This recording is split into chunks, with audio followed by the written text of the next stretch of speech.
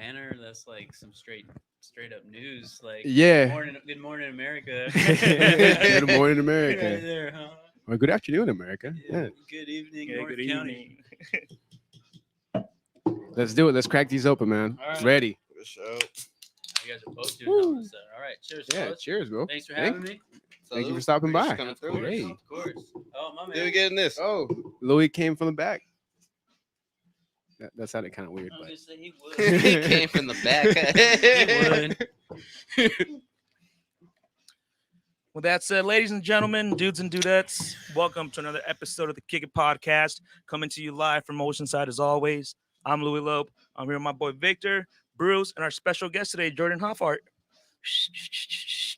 Let's go. Yeah, let's go. Dude, thank you so much for coming through, man. Hey, stoked to be here, dudes. Thanks for having me.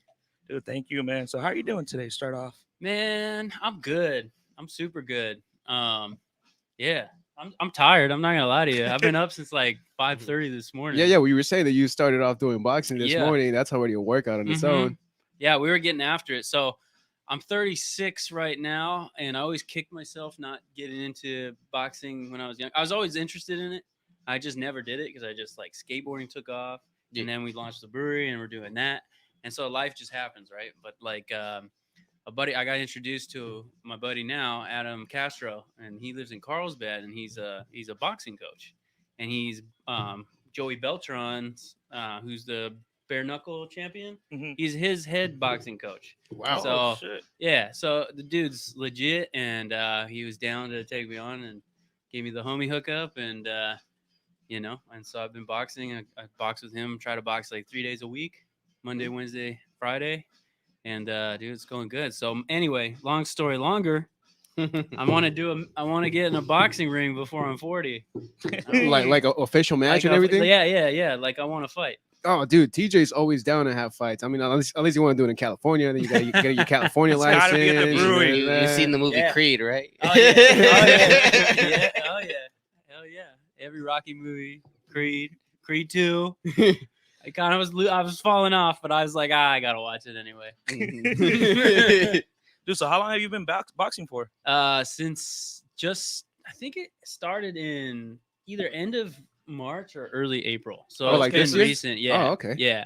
So definitely a rook, but I mean, I love it, and it's like, I don't got time. I'm getting older, so I'm like, I'm really into it. Like, I'm like, want to get better. We're like filming so I can like review what I'm doing wrong, and like, I'm like super into it. But I grew up doing martial arts with my dad. Like, I was in karate from when I was like 7 or 8 till I was 13. Got my black belt in karate, and then skateboarding kind of took off. So, karate, martial arts, like gymnast kind of shit, like all that stuff was like really instilled in me in an early age. So it's like, dude, I've been an MMA fan for fucking ever. Like I watch every fight night.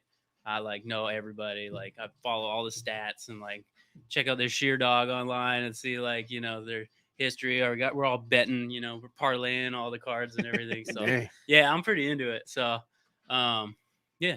Well, I mean, boxing is not far from karate. It's almost the same type of discipline, contact sport.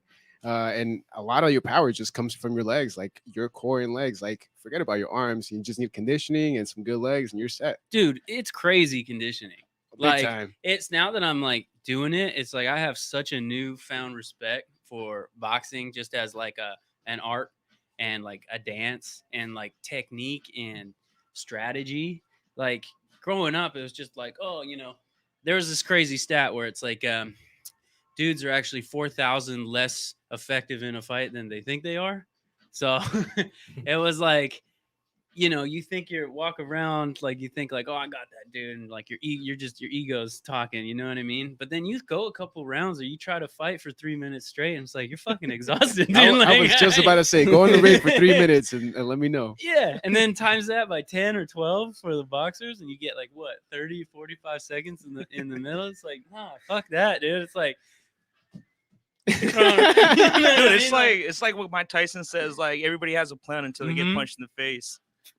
Facts. Yeah, You know what I it's mean? true. It's like, oh, that actually happened. Yeah, you go in like, I mean, I haven't gone in, but like you think like, oh man, I've been training tough. Like I got this plan. Like, But then even with some light sparring, you get cracked when you're not thinking you're gonna get cracked, and it's like, man, it wakes you up like, oh shit, like that whole plan just all right, cool, this is for real. And then you like, Yeah, that's you when the shell windmill, up your the natural windmills. yeah, the windmills, your natural reaction is just to kind of shell up, like protect yourself, like, oh shit, now what do I do, So Right. yeah, it's super gnarly, and like I'm getting a lot more into watching boxing, and just like it's cool seeing. I always wondered like, why do these guys only fight like once a year or like twice a year at most, if like contractually agreed to? But it's like, dude, they're studying each other so much like before they jump into the Oh, when ring. they're at a superstar level, then Yeah, yeah. It's like you have to prepare, like just to do it once a year. I feel like is gnarly enough because you're like, they're watching, studying you, and predicting everything you're gonna do, and then you're watching them, studying them, predicting what they're gonna do, and it's like a chess match. And then it's like they're trying to exploit your weaknesses, and you're trying to exploit their weaknesses, and then habitual things. So it's like boxing's all like setting traps, capitalizing, Oh, big seeing time. how they react, you know what I mean? Yeah. And then you're just like, oh, you're starting to see patterns. And it's like, okay, as the rounds progress, like I'm gonna lay it on a little thicker. Like, how's their conditioning? Do I drag them into deep waters, like seventh, eighth, ninth round, and now they're getting tired, so now I can like capitalize on my plan? Is it more like, fuck it, I'm going out there and banging early and knocking this dude out? Bang early, Yeah. look for the weak spots, and counterpunch. Counterpunch is probably like the Mhm. best thing that you could do at any boxing match. Yeah. And like range, like understanding the range and keeping the distance, and setting the tone with the jab and keeping them at range. I mean, it's just fascinating, and I just kind of like skim past it as like, oh, boxing, whatever, it's cool, you're punching each other in the face, but it's like it's pretty strategic, and Yeah, I you like gotta like think about fast. like, all right, so they kind of have like this thing where when they try to go for that uppercut, they leave like their self open or whatever. It's like Mhm. small things like that you're studying. and just seeing the styles too, right? Because Mhm. styles make fights, and I relate it back to skateboarding. It's like, dude, you could be the best skateboarder on the planet, but if you shitty to look at when you're doing your tricks, like I don't care how good you are. If it looks like shit, it looks like shit. Yep. That's true. You know what I mean? I Like feel you could do like a triple kickflip down 20 stairs. If it's mob as fuck and it's fucking rocketing down and you're not catching it, and it's like a hail, like if you're just like, ew, dude, that's gross. I'd rather you just see a solid kickflip on flat done properly. So it's like same with fighting. You just see these guys like so in their element and elusive in like the movement, and it's just like, fuck, dude, that must feel so cool to just be like predict like they're gonna strike and just like in the Matrix. You know what I mean? Like, Right. that's what I want. I was like, shit, I want to feel like that. That's what's cool as shit, Like, This is a quick head movement. Yeah, Hit me. And then you think like, I could be fast like that, and then you do it and you watch, and you're like, dude, I'm like a fucking bag of potatoes. Like I look so shitty and I'm so slow. You think you're It's doing just some like, dope ass head movement. Next thing you're going straight to that punch, just like. yeah, it gets real fast. You're like, well, maybe I'm not that good at this. Well, have you at least sparred yet, Jordan? Mhm, Yeah. mhm. Oh, nice. I spar. He just I mean, my trainer just kind of messes with me though. Like, it's like a wolf playing with their food, or something, or like a dog playing with their food. Like, he Dang. knows that he could take me out in any punch he wanted. It's just kind of like, but he like gives me the benefit of the doubt. I'm like, lets me feel myself for a second, get all hyped, and then it's like, ding. It's like, oh, okay, yeah, you're right. You're right. So you were super into like martial arts and stuff like that before you got into skating. Yep. How did you get into skating in the first place? So I got introduced to. I was into it super young. Like so we had it's kind of iconic for the time period, but we had the Richmond Skate Ranch, and so I grew up in Canada. I'm from Vancouver. Canadian, eh? Oh yeah. Fucking A, bud. He did bring beer, so he was nice from the get go. Yeah. I got a couple 2-3 in there, yeah. But yeah, so my whole family's from Canada. They still live in Canada. I'm the only one down here. We had the Richmond Skate Ranch, and that was the generation before me. So you see like guys like Colin McKay, who were like Plan B OGs, Sluggo, Alex Chalmers. Those are all like the heavy hitters that I grew up watching. And so when I was 6 years old, they had the Richmond Skate Ranch. So I didn't know how to do shit. My dad was like, there's nowhere else to skate really. So he like took me there, and that was kind of my first taste. and it's like I'm 6, so I'm like sliding down the ramps and probably just being annoying and getting in the way of everybody. But I was the first time. I mean, it was like literally had mini ramps all the way to a vert ramp, and it was just like almost reminded me of like the Ninja Turtles movie, like back in the day. You know what I mean? Like Yeah, I know skating exactly tunnel. what you You know mean. what I mean? It just looked dope. You're just like, what the fuck? Where is it? Like, where am I right now? This is crazy. So that like just forever like installed, and that's what started it. And then you're 6, so when you're 6 you're kind of just into a bunch of different shit, at least back then. I don't know, now you see 6-year-olds and they're fucking like professionals at shit. So it's Yeah, like, they're just on their phone. Yeah. They're on YouTube making dozens and millions of dollars Yeah. just selling toys. Yeah. Some TikTok stars, YouTube stars, like, God damn. Yeah, you got there are like they're like rappers with deals at like 6 years old. Hey, facts. You're like, what the fuck? What are we even in right now? But yeah. So back then, I got into other stuff. That's when I got into karate, and it was something that my dad. I think he was interested in doing stuff like that, but he was waiting for like an opportunity, like to do something with me, you know. So that was perfect. And then we got into martial arts together. We do karate for years, but I always skated. And then my sister was kind of into skating. She was like, she always thought like skater dudes were hot. You know what I mean? Like So- older or younger like, sister? My older sister. So Okay. she's like almost 5 years older than me. So she was into skating. She was like, you know, she was up to date with all the pros at the time, and you know, she thought it was cool. So she would be like a tomboy kind of skater chick that have like she'd rock the etnies and Hanging like, out in the scene, Dang. you Hanging know. out in the scene. You said Yeah. that etnies, man. Yeah. Etnies, bro. I remember the shoes. She had Etnies Inner Cities. It was like they came out in like '96, I think. But and they had the fat tongues, like Yeah. the fat laces too. Yeah, make your legs look super small. Yeah, yeah. They're like the pre-DC court. Yeah. Mhm. You know why they called DC court the court? Nah. It was short for the food court, because like all the kids that rocked them, there was a food court kids that rocked the DC Oh, court, shit. because they didn't skate. They were just like mall kids. just mall rats. Oh, like Mall rats. the posers? Yep, exactly. Okay. That's what they call it. I don't know. I don't think DC wanted anyone to know that, but that's the backstory.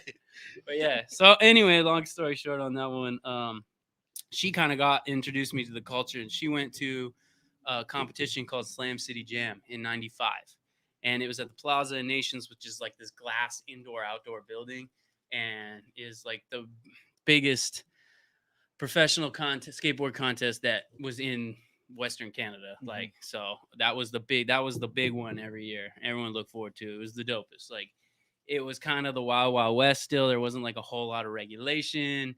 It was like security, but not really. And it was just like pros would just bring boxes of shit and like throw skateboards out and like throw stickers everywhere and passing blunts, and it was a big party, honestly. Okay. So she caught a bunch of shit, and she brought me back the 1995 Airwalk promo video, and it was like this short little like 10-minute video, but that was like my first video that I ever Like a watched. VHS cassette? Yeah, VHS Mhm. tape.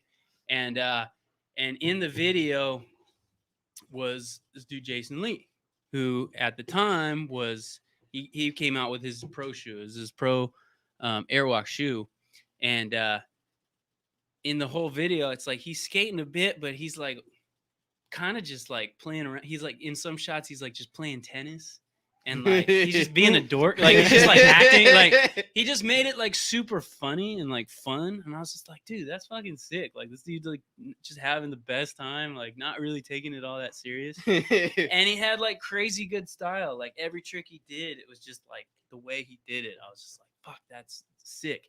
And then he went on like literally the next year, he linked up with Kevin Smith, and he got his first role as actor in Mallrats. Yeah. That's a That- great that's what I movie. was about to That's say. a Like, great movie. And that Yeah. blew him up. That blew him up to an A-list celebrity. Like, boom, he was a natural. And Did he ever offer you a chocolate covered pretzel? He didn't. I wouldn't take it from him even to this day. So it's an odd. The world works in really mysterious ways, because fast forward now, I end up after Powell, I end up riding for his skateboard company, Stereo. And I still ride for Stereo. But so you know, I'm riding for the dude that basically introduced me, that got me into skating. Wow. That, Yeah. that's Now a I ride for his company, and you know, I know him at a like on a personal level, and get to, it's fucking surreal. You know what I mean? It's Ye- cool. He's a really good dude, man. That's he plays sick. Earl, right? And Yep. My Name Is Earl. Yep. Damn. Yep. Yeah. I like him in that world. yeah. Bro. No, he's a great actor. Yeah, I Vanilla like him. Sky, dude. What was it? Almost Famous. Yeah. Yeah, Those are yeah, some he's in Almost classic Famous. fucking movies, dude. Like, Yeah, most people know him as an actor now, but He's- older people know him as a skater. Like he started skating. Well, it's funny because I know his voice so well now, that even when I see like a fucking commercial and I hear a voiceover, it's like I already know that's him, that he's doing the voiceover. I'll text him, like, I'll video the thing. I was like, "This is you, isn't it?" And he'll be like, "Hey, it actually pays pretty good, man." I was like, "I fucking knew it was you, dude." How I feel like watching with the kids, the Alvin and the Chipmunks, and he's in it, bro. Oh, that's right. Yeah, Remember? Hey. He was in the live action Alvin and the Chipmunks too. yeah, get your money, player. That's right. Yes, sir. Make those chipmunks sing. Yeah, exactly, dude. So then, so Stereo was who gave you your break as a professional? No. So that was like years later. It was actually I rode for 16 skateboards. So back it up. So got into skating, got introduced by my sister, all that shit, and then was doing other stuff as well. But like once I got to like 10, then it was like I found other dudes that were skating too. Mhm. And so it was like, oh, now I got a crew to do this with.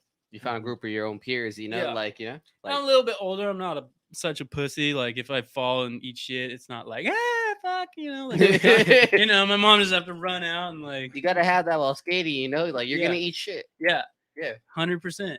every And time. I just don't think I just wasn't ready until I was like probably 10, and then it was just like, all right, dude, you're gonna be fine. Like this is fun. Like deal with it. Stop being a little bitch. So I found my crew, and then that was it. It was like every day after school, it was just like we link up, go skate. We had this skate park in the summer. So I grew up in a suburb called Maple Ridge. It was about 45 minutes outside of Vancouver, and it was kind of like back right up to the mountains. So it was like really outdoorsy, but then there was also kind of like farm, like berry fields, like blueberries. You guys ever see that brand like Purell? Damn it, Louis, what happened there? What happened, Louis? Dude, I have the sound connected to the TV. I was trying to share it. That's a but soundbite. Huh? That's Yeah. that was a I forgot because Louis' phone is on Instagram right now. Oh, that's Yeah. right. There you go. What if you get a call right now? Then what? Well, they better go through Facebook, YouTube, or Twitch. All right. Where he start commenting.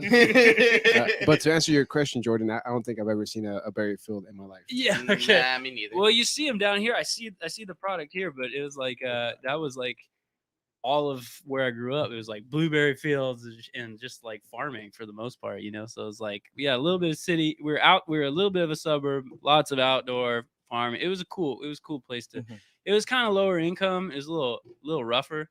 A lot of drugs, but it was a cool place to live. It was a cool place to grow up. And so anyway, in the summer we had this place called the Neutral Zone, and it was a curling rink during the winter. So you guys know curling? We barely even know Is winter. that out here. Isn't that when you throw like that Snow, slide right? that Like one- winter, and there's like snow. Yeah, okay. when you slide that one thing over there, Yeah. like in that little So circle. they're just type like of brushing thing. it, and they're Yep. just brushing right in front of it. That's It's like it. an oval object. It's just a handle. They to just it, call right? it the rock. The It's a rock, yeah. yeah. Oh, kind of like a shuffleboard. Yep. Oh, okay. But like on ice, and you're like sliding, they let go, and then they go sweep, and you got. Oh yeah, and that's they're- Yeah, right. sweep it so it okay. doesn't Oh, you got stop. two of and then it's got to stop on basically like a target, and Yeah. it's got to land in the middle, and then the next team goes and tries to smack it out of the way and build points. Anyway, it's a thing where I grew up. It's I'm a little thing. bit cultured. I know that. So you could obviously only do that in the winter time. So they didn't have anything used for this arena like in the summer, so they converted it into a skate park, like with wood ramps and everything. So that was it. Like when school got out, neutral zone pass, and like all fucking day, every day, all summer. That was it. That's our training ground, stopping ground. So that was the crew, and then I got a subscription to 411 Video Magazine. I don't know if you guys are familiar with 411. So it was from here, Southern California. What the heck? Damn it, Louis. Louis. No, I'm gonna stop. I'm just gonna stop. You gonna stop? We're not live anymore. No, we're still live. I mean, like I'm gonna stop, just- like fuck he's with the not trying gonna. to like share it. Yeah, My man, dude. yeah, just stop it. I'ma stop. So anyway, it was from here, and so it was a monthly subscription VHS tape that came in the mail, and so it was a 411 video magazine. Ah, shit. You know what? I think my older brother used to have a subscription to that shit. Yeah, because Yep. he would get. He was heavy onto like getting VHSs with skate videos. Huh? Yeah, yeah. No, it does And ring a bell. the intro would go dun, dun, dun, dun, dun, dun, dun, dun, dun, and it was the slow mo intro section. So every trick was in slow mo, and that was like the next banger, or we call them NBDs, like never been done's. And it was like every month you'd get the VHS, and you have all your homies, and you put it in, and you'd be just like, "Fuck, what are we gonna," and be like, "Whoa, fuck, I can't fucking believe you did that shit. That was fucking crazy." So I mean, dude, those memories you can't. That was like everything, you know what I mean? It was the coolest shit, and like we got so hyped after watching that, and you just want to go skate after, and then just fucking go all day, every day, So that was the first intro to like the industry, I guess you could say, from like before YouTube, all that shit. That was like our update once a month. Yeah. This is the new shit that's happening, you know what I mean? And so we found out about a contest called Tampa Am, and it's in Florida, Tampa. And that was kind of like the amateur contest. They do Tampa Am, and then they do Tampa Pro. Shout out Brian Schaefer. That's my boy. He runs that shit, and he's been running it for like almost 30 years. So, Wow. yeah. So that's where we needed to get to. That was the next goal. Like we got to skate, and then we got to go compete in Tampa Am and get seen, So we'd pull out our little camcorders and start filming each other, and make little sponsor me tapes. VHS tapes, and I bring a duffel bag of VHS tapes with like handwritten letters to. It's all sharpied out. Oh yeah, 100%. To whom it may concern. Yeah. Hello, hello. My name's Jordan. I'm 12 years old. I live in. You can hit up my mom. So my mom, shout out my mom. Love my mom. She flew me down there for like with like our crew. So there's a guy, Chris Haslam. I don't know if you remember, or if you guys know Chris Haslam, but he came out with that iconic mini ramp video called Trees and Crackers with Day One, and that changed the game from mini ramp skating forever after that. But this was before he was anybody, and no one knew him. He was like Canada's best kept secret at the time. So I flew down with him and my buddy Trevin and a couple other dudes, George Faulkner, whatever, the whole crew. And my mom joined us. She was like our liaison. So there we go. We show up in Tampa, and I'm just this little chubby fucking 12-year-old kid that hasn't like gone through puberty or anything, and still like, I'm kind of a mess, to be honest with you. But Voice still breaking. oh, not even there. Like I might as well have been 8 years old. You know what I mean? I was just this little donut on a skateboard, like cruising around. But I was just so pumped, and I just fucking gave it like 100. I didn't think about anything. I just jump off anything or whatever. That was just so stoked to be there. So I'd be there handing out, campaigning for myself, like, hey, check out my tape, da da da da da. And sure enough, I mean, it made some connections. I didn't get nothing going there that year, but when I got back home, it's like I started getting hooked up by the local skate shop level. And then I started getting distributor sponsors. So we had a distributor called Time Bomb Trading, and they were the Canadian importer for S Footwear, Etnies, America. They did Fresh Jive clothing, Drawers clothing, handful of other shit, 32 snowboard boots, all that shit. Dang. Yeah, so they were like, it was cool, and so they put me on the flow team for S Footwear, and then we start the networking. Then they hooked me up with the team manager, and then we'd go out and start shooting photos, and we'd link up with the local filmer, and the production value got a little better after that. You know what I mean? So now I was in the Canadian scene, and I could kind of just branch out from there. So that was like my first, like, I guess, break in the industry. And then I got a lot of people to thank for that, but it was the generation before me that really set it up for me. Like Sluggo, Alex Chalmers, I had a homie Dave, there was a vert skater back in the day, and they all kind of got into the film industry. So because Vancouver had a really big, they called it Hollywood North. So it had a big movie scene up there. We had a lot of studios, like Lionsgate Studios in North Vancouver.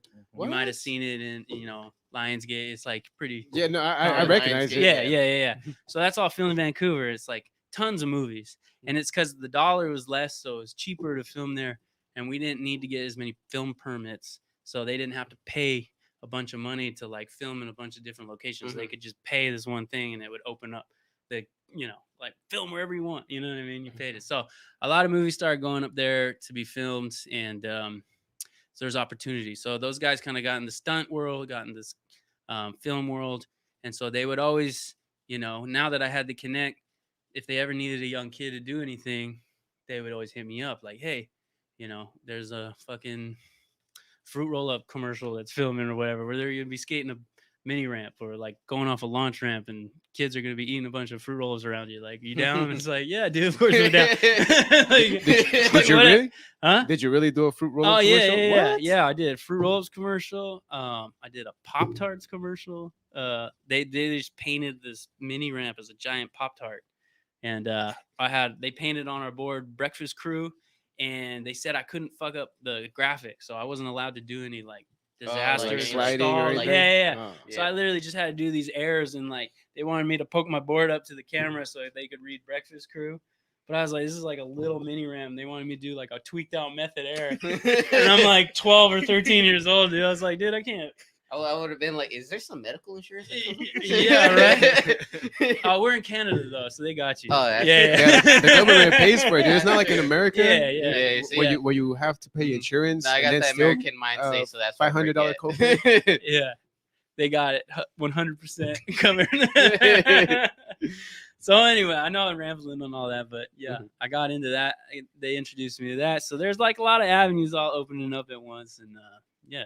So No, that's gnarly, dude. Yeah. No, I'm glad to hear that. Just going to Tampa opened up those doors out in your own backyard, which is crazy. You never think that just because you went to a different country, as soon as you come back, you're like almost a star or heading to be a star. Yeah. Like, that's a trip. I think they kind of they start recognizing maybe your work ethic, and you're like, okay, this kid's like trying to go for it. So it's like they almost want to nurture that a little bit. Like Mhm. now that you're back, they're like, oh, dude, like good job in Tampa, like way to represent Canada kind of thing. You know what I mean? So it was cool. They kind of all like took me under their wing to some degree. So For sure. yeah, it was cool. It was cool. But that was something I think I'm stoked I learned early, that it's like, if you're not campaigning for yourself, like you can't expect anyone else to.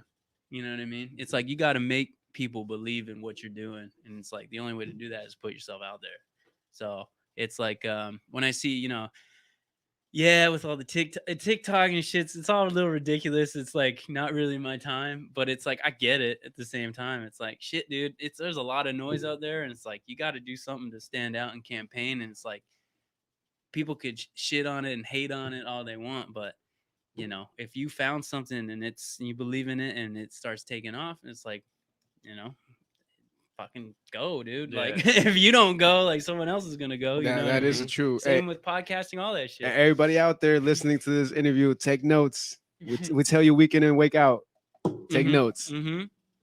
Yeah, dude. It's tough to do now though, because like, especially nowadays, like you pay attention to all the comments and shit, and like, that's what fucks a lot of people over, because then you get a little too much into your head, and then you kind of start being a little insecure about yourself, and it's like, no, dude, like put that aside. Keep doing you, keep doing your content, and I mean, you just follow that path. Yeah, 100%. But it for me, it's like, dude, this sounds corny, but it's like, dude, if you like at the time that was my I didn't give a shit. You know what I mean? It was like I fucking love skating, and I'm gonna fucking skate, and I'm gonna skate as hard as I can and get as good as I can. And you just have tunnel vision. It's like you're not even paying attention to what's going on. And it's like it's kind of grateful for that era to be able to do that, because there wasn't. You're not as accessible. There's not a lot of people who could be talking shit, but who are they talking shit to? Like, Right. Like their homie down the street. Yeah, well, they read it on the magazine, and that's calling kind of from about their it. landline to their homie, like, hey man, you see this kook? Like, what the fuck? It's like, dude, it doesn't matter. They got the Twitter fingers back then. It doesn't fucking matter. So it's like you could block all that shit out super easy. But now it's like anything you post, dude, people are gonna have a fucking opinion about it. That's true. That kind of reminds me of kind of what happened in these past Olympics since skating was on. I Mhm. mean, Nyjah was, one of the favorites to be up there, but Yes, sir. I mean, on the Olympic trial with the way the course was set up in Japan, like it just didn't plan out for his style, which it kind of sucks as a fan because you want him to get the gold, but Definitely. I mean, it's at the end of the day, it's still a competition. Yeah, Mhm. yeah. How'd you guys feel about the Olympics? I think in the skate side, the courses were slightly small. I think because I mean, compared to like the Vans or most of these other competitions, like they're a little bit bigger. They're more Southern California style, and over there since Japan, everything's like size restricted because they don't have too much space. So I kind of understand how certain athletes weren't able to adjust, but I mean, it's the first time that you Uh-huh. see it in the Olympics. I mean, maybe in the next 4 years it'll be a whole lot different, but I really do hope that they keep skating, especially in France. I think France is gonna be badass. Yeah. Oh yeah. Is that the next one? Yeah, I think Okay. so. I think it's France, and then afterwards is here in LA actually, Oh shit. 2028. Damn. Damn, I was gonna go by like nothing. Oh yeah, And Shit, yeah, I didn't sure. realize that, but like this was technically the 2020 Olympics, so we really only have 3 years to go Yeah, to the next one. exactly. I like how they did that. It's like 2021 is still 2020. Yeah. I was with Vic right there at Mission Nav at the bar. We're watching like the introduction. The kids are playing with the blocks and Uh-huh. shit. But what the fuck are they doing? And this guy over here is all like, "Bro, it's throwing me off that it's 2020." Yeah. Dude, okay, I felt the same way because I would see like highlights of it. I was like, are they showing highlights from last year? But I'm like, no, it was close. They This is they happening shut right it now. down. You're stuck in a time warp, dude. Yeah, man. Yeah, that's exactly how it felt like. I mean, I get why they said they kept naming it the 2020 Olympics, but I mean, let's be real. You're doing that shit in 2021. Just It call it should- the yeah. 2021 Oh, it Olympics. should have been like 2020 Olympics and 2021 or something.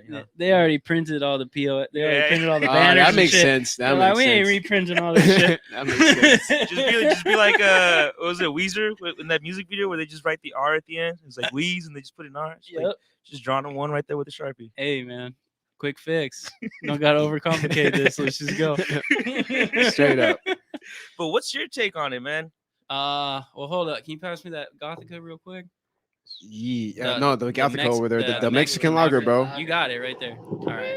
I just need a re-up real quick. I shot through this hazy IPA pretty quick. Dude, this West Hell- Coast IPA is hitting a spot, man. The hell Thank in you. the my man. cellar is pretty Cheers. dank. Yeah. It really is. It's pretty good. It's super dank. I Hey gotta Louis, show it to the if you could camera get a one time. close up real quick. I mean, this artwork, dude, is insane. I really like that. All right. Well, now some shout outs right here. Shout out to our head brewer, Eric, who's actually doing the people's elbow right off the top Dude, ropes oh, right it there. is. It's his recipe. He formulated it.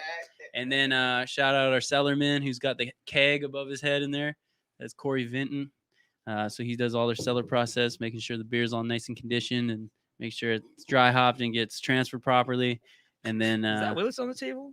yeah, that's Willis. That's That's Willis Willis. before he quit. But Willis was our old production manager. And then that's Jenny. She's our e-commerce manager. She's Dude Love right there. And then Jared, the CEO, the boss DOS, we call him, but he does all the labels, everything. So he's like an artist. I mean, the fucking guy can do everything. It's pretty annoying, actually. Like, I don't even know why I'm there. Is he the one that does all the drawings and all that? The lettering for the Yeah.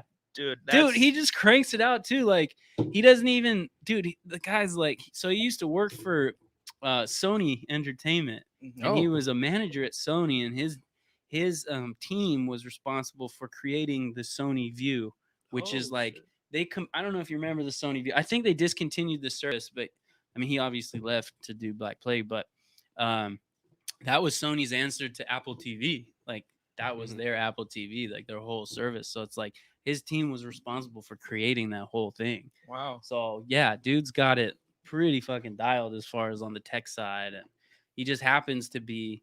I think his passion was actually like art, but he just happened to be really good tech and creating like graphic design and setting up websites and the back end coding, all that stuff, like analytics, putting reports together. I mean, the dude's got a skill set. He should get paid more. Overall message on that Yeah. one. Hey, man. I ain't mad at you, dude. You deserve more money. He's like one of those homies when you get into a situation like, how are we gonna do this? And he just fucks with it and he does it. Like, what the fuck can't you do? Yeah, exactly. He'll not only do it, but he'll send you a link to an SOP that he wrote up on how you do it. How to evade the situation Yeah. again. Here Yeah, you go. exactly. Step by step here, and then he'll sell it to you for a cheap. Step Yeah. number 1, call me. Yeah, he's got it like that. It's amazing. And there you go. You heard it right here from Jordan. So if you guys want to check out any of these awesome beers, hit up Black Plague. Yeah, but what do you guys say we go take a quick break Sounds and good. Yeah, we'll calm be down. back? I'll play some local music. Were you tired? Wait. dude? Can you play some skate videos, dude? I kind of want to see that now. I could play some skate videos. Yes. Play shit. What's that new Birdhouse Pro? Felipe. Play his video. It just came out on Thrasher like today. Okay. Ooh. So- Damn. It's heavy, Some dude. new exclusive right here. Dude's got no legs. Oh shit. He's buck. He's crazy. Okay. Wow. Yeah. I'm gonna look at that. Felipe Nunez. Yeah, check him out, guys. Felipe Nunez. Felipe Thrasher. Wow. Are called- you serious? He has no legs? Yeah, Or the part's called Limitless. Is that top Oh one? yeah, right there. I've Oh. seen him. Yeah. I've seen him before. Yeah. Like on my news. Yeah, feed, Yeah, I have seen him that before guy's too. that guy's sick. Yeah. He's pro for Tony Hawk's company Birdhouse, and then he just got on Vans as well. And Tony actually sponsored him, got him some prosthetic legs, so now he's like learning to walk and everything. Oh, that's So, badass. It's pretty fucking cool, man. Yeah, That's shout out to tight. Tony one time. I mean, damn, he does a lot for the community. Oh. Yeah, he does, bro. Dude's single-handedly the greatest ambassador of the sport that you could ever ask for. Like to this day, he's still the household name of skateboarding. How fucking crazy is that? that is Like that is from true. what the early '80s all the way to 2021, and Got you're decades still under the belt. like when you say skateboarding, who's the first guy you think about? Definitely fucking Tony. Tony Hawk. Hawk. Yeah. I how, mean- how has no one been able to take the torch from that? Well, he keeps on breaking records. That's the thing. Yeah. And he's like almost in his 50s, I think now. Oh, he's in his early 50s. He Oh, still shit. competed at X Games this year. He's competing. What are you doing? Hey, he loves to skate, man. All right. Well, without further ado, we're gonna take a quick break here at the podcast. Thank everybody for tuning in. We are here with Jordan. So keep Yo. locked in. This is the Kick It Podcast. I actually haven't even watched the whole part. I got halfway through, and then my kid was threw a fucking football in my head and was like, "Let's go."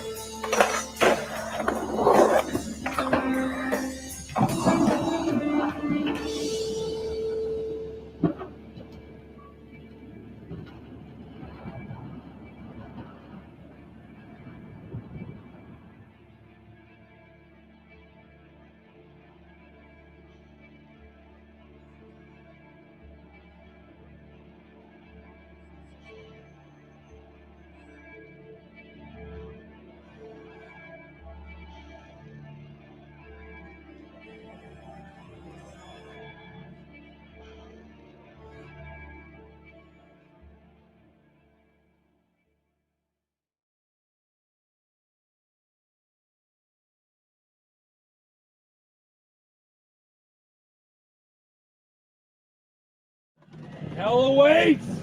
Hell of fucking waits!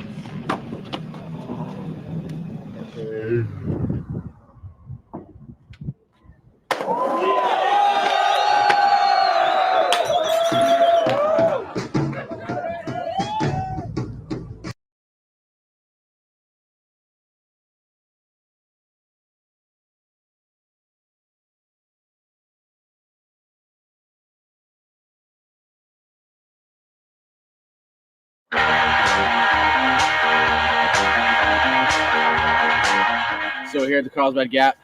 Decided to stop by and do a little skating. And I guess Jordan has something he wants to try down there. Yeah. Well, Chris called me at 8:30. Looks like it might rain. We're here now. 3 tries, veil heel flip, $100. You think you got this? I have to. I tried it when I was 15, like one of my first trips down here. Slammed for 3 hours. My dad was watching. Never came back. That was it. And it's been like 10 years, and I've literally never came back here. So now it's been killed, but I was like, I have to do this.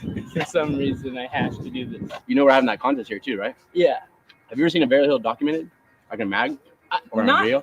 I seen Switch. Yeah, I think. Switch, and then right I there, saw Chris Cole Blizzard flip it, and I was like, yeah. What do you do now? But just saying, you got this in 3 tries. 3 tries. $100. $100. What happens if it's 4? 50 bucks. No, double or nothing. Double nothing. Okay. That's it. If you do a first try, I'll just go for it. Damn! All I'll right. go for it. Fucking right here. First try. Going for broke.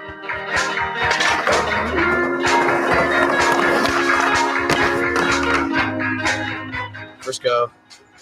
Kicked out, which means I don't have to ollie it. Sounds good to me. I think you're going to do it. I have to do it. I think you're going to do it for sure. Part 2. Part 2.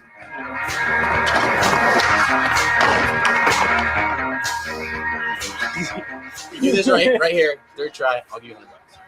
Third try. This is the third try. Yeah. It's done. You got this. It's fucking done. I have to do this. You got this.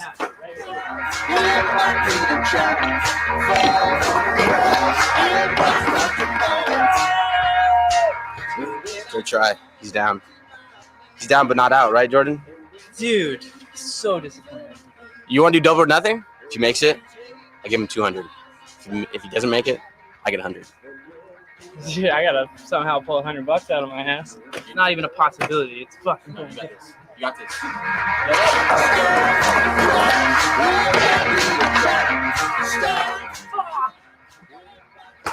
Terrible. Let's try. I'm still gonna give him $100. If he makes it right here, I'll give him $100. I'll buy him some beers or something. Yeah. I hope he makes it. That shit hurts when you fall, dude. Like, it hurts me. Watching him fall hurts me.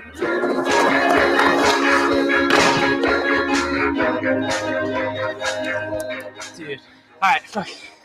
Let's do it for the love, dude. Right here. All right, no more money involved. But I think he's gonna do it here just for shits and giggles. That's why Jordan's so rad. He'll do it. He'll do it right here.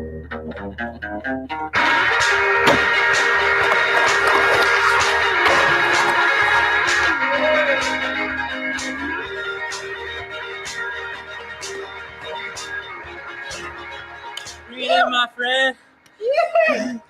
With a broken board. Goddamn.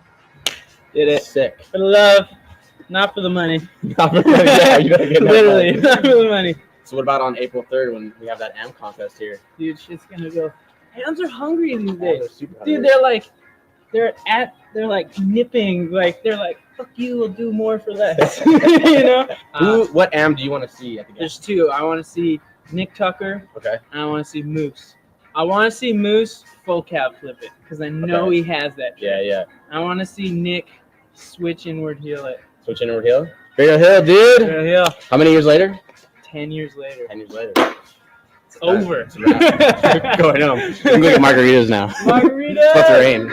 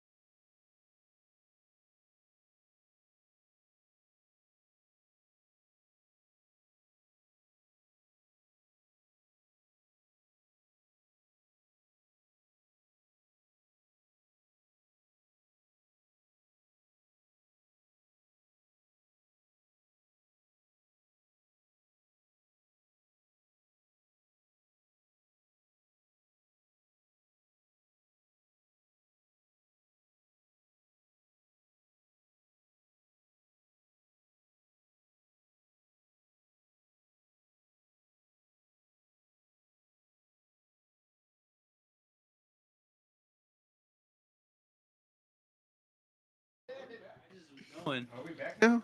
I like how we Yeah. finally got No, all we- the we are beers back. in line. That is crazy. That If was- you were that on was quick. Instagram, you definitely saw that little lineup of beers, but if you're tuning in now, you're definitely seeing that. Now lineup of you beers. definitely see that. Yeah.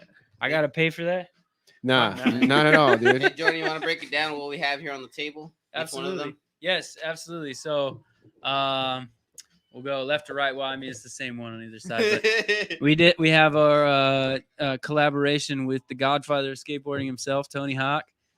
Tony Hops, Birdhouse IPA. So Birdhouse is a skateboard company. It's a 5.5% West Coast IPA that our head brewer Eric formulated with Tony. and it's our widely distributed beer that's available in Southern California, state of Arizona, and soon the state of Nevada and Northern California. And we do direct shipping to Alaska, Nevada, all in California, and then Washington D.C. So there you go. Hey, that's badass. Yeah. Well, what about that Hell in the Cellar? Hell in the Cellar, that's a brand new West Coast IPA that we just did.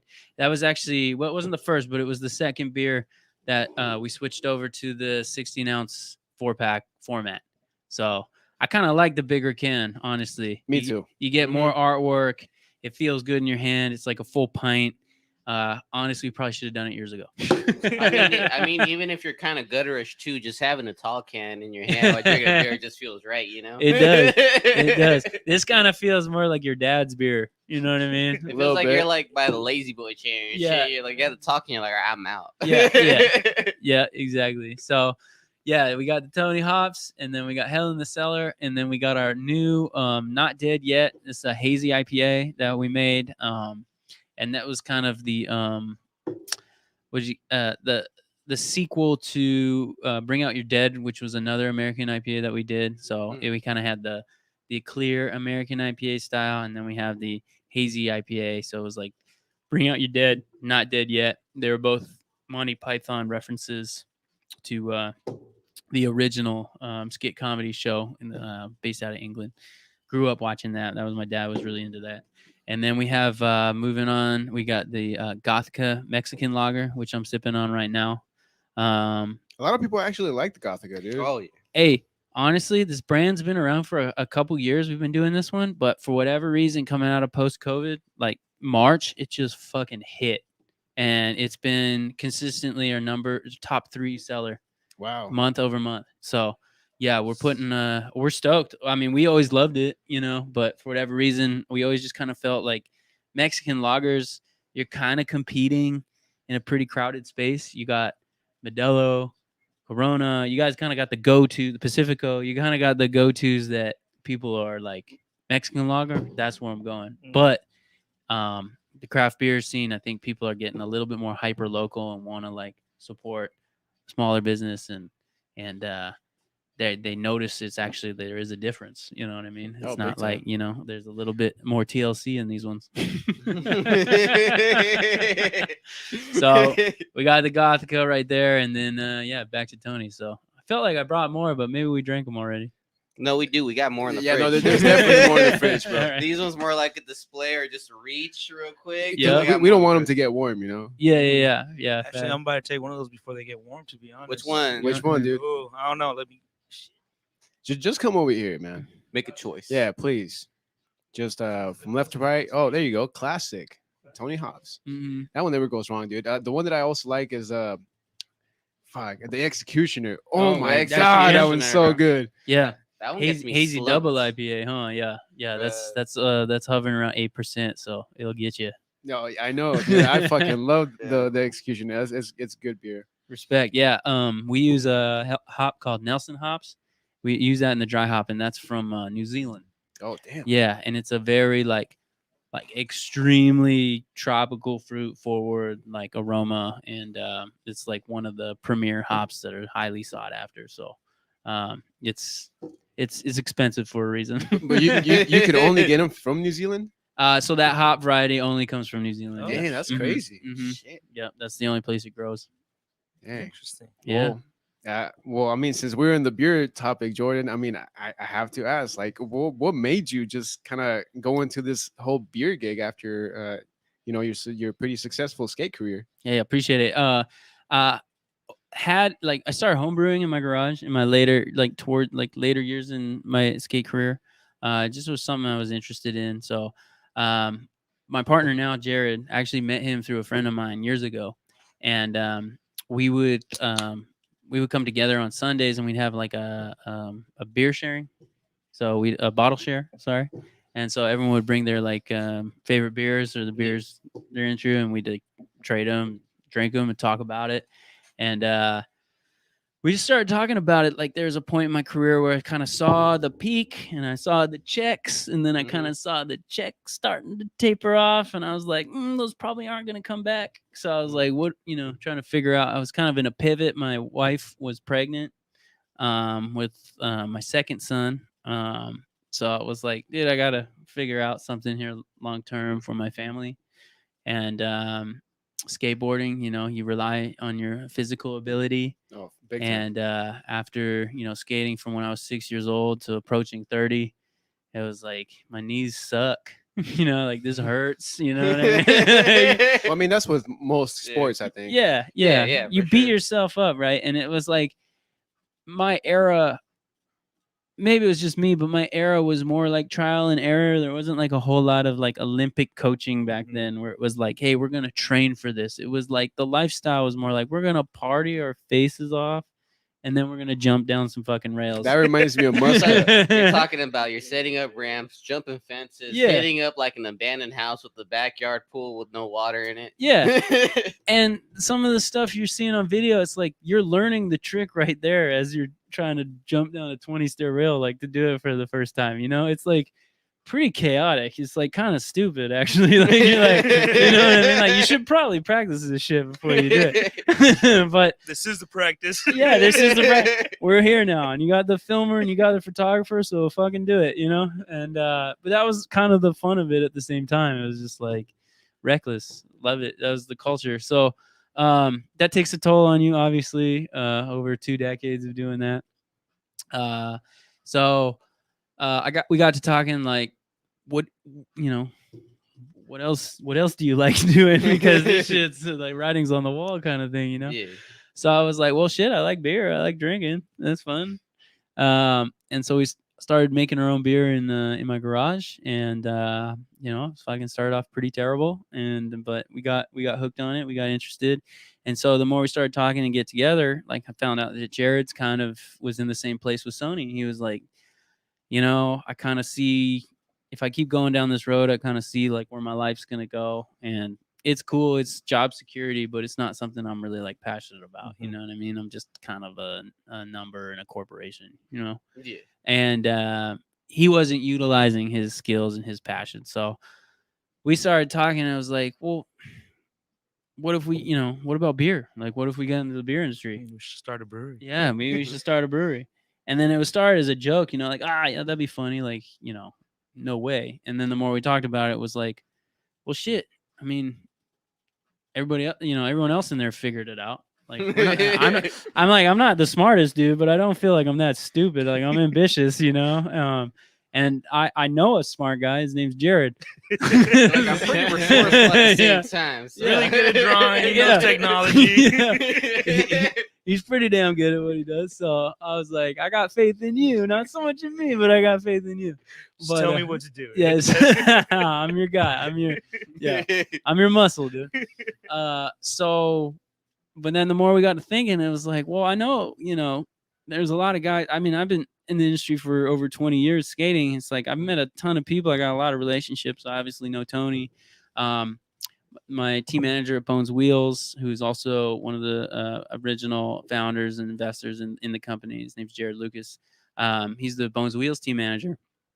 And so he and I like started reaching out to our network, just like, hey, this is what we're doing. Jared Doss. Sorry, it's going to get confusing because there's 2 Jareds in the story. But Jared Doss helped me put together a business plan, like a pitch, basically, a pitch deck.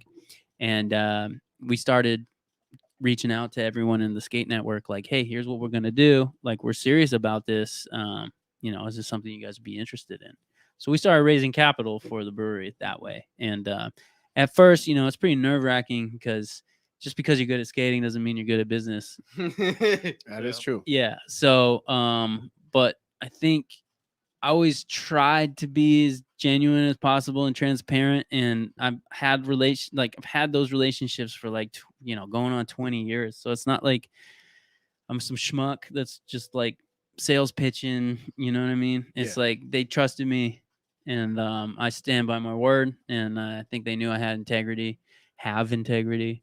And then having, Jared Lucas involved as well, it was kind of like, okay, cool. We can trust these dudes. We know their track record. They're hard workers. They're gonna do what they say. They're gonna die trying to make it happen. We're not just gonna like ride off to the sunset with their money. So so some people, out of 400 people you ask, a handful of them say yes. That's kind of just how it goes. So we kept going until we raised the capital, and then we found a spot and took all that money and let it ride. Like throw it into the business and Let it skate down the ramp. let it skate down the ramp, dude. And hindsight, probably should have raised more money. A lot should have raised a lot more money. But there's a will of the way. There's a will, there's a way. So our whole MO was kind of created right there, like find a way or make one. And that's kind of our MO. That's our slogan today. And that's what you have in Latin, right? Yes, sir. Jared makes it sound cool. I'm not even gonna say the Latin because I'll just butcher it. I ain't that smart. But yeah, there's that's been the MO, and it's because I always it's just kind of a hindsight. I probably could have been more calculated in my approach with a lot of things, but I always performed the best when I got myself in a situation I couldn't back out of. Skateboarding, business, all that rest. It's like I am so down to kill myself and work as hard as I need to do to be successful. I'll fail temporarily. That's fine. But like I won't give up. Like it's just not. It's like I'm an immigrant from Canada. I left my whole family up there, relocated here, started my life again when I was like older. It's like, dude, I'm getting my license down here when I'm 24, and I already got it when I was 16 up in Canada. You know what I mean? It's like your credit doesn't translate down in the U.S. You got to start that shit again. It's like you're starting your life over again. It's like you hustle and you make it happen. So it's like that was instilled in me early. Like you figure it out and you go. It's like kind of like the Rocky mentality. It's like it doesn't matter how many times you get hit. How many times can you get hit and keep moving forward? So there's not a whole lot of quitting me. I just never been my way. And my partner's the same way. And I'm, everyone involved with the breweries kind of shares the same mentality. They get beat up for a living. They hit concrete all day. They get up and they're determined to make the trick. So I think it takes a certain type of mentality to pull something like this off. But when we were figured out that we were severely underfunded, it was like, okay, well, now what do we do? Well, you got to roll up your sleeves and do it yourself because you don't have any money to hire someone else to do it. So it was like, that was it. It's like we got the space. We were about to start building out. We just had enough money for the equipment. We don't have enough money to build out the tasting room. We don't have enough money to do the underground plumbing. We don't have the money to build the cold box and paint all the walls and put the sign on. You know what I mean? Damn. Right, there's a lot of things you didn't really take into Yep. consideration beforehand. Well, you thought you budgeted, but Yeah. it turns out you were just way off. Then, you don't count in the tax and all the labor. You're like, Yeah. shit up. I miscalculated. But it happens, man. I mean, Yeah. especially starting off a business, it's usually trial and error because there's those little details you don't think about, like, oh, now we got to get a website and put it on Google Maps and like little things like that, Oh yeah, 100%. And then it's like, oh well, we need to work the bar too. So it's like, okay, well, we're gonna brew all day.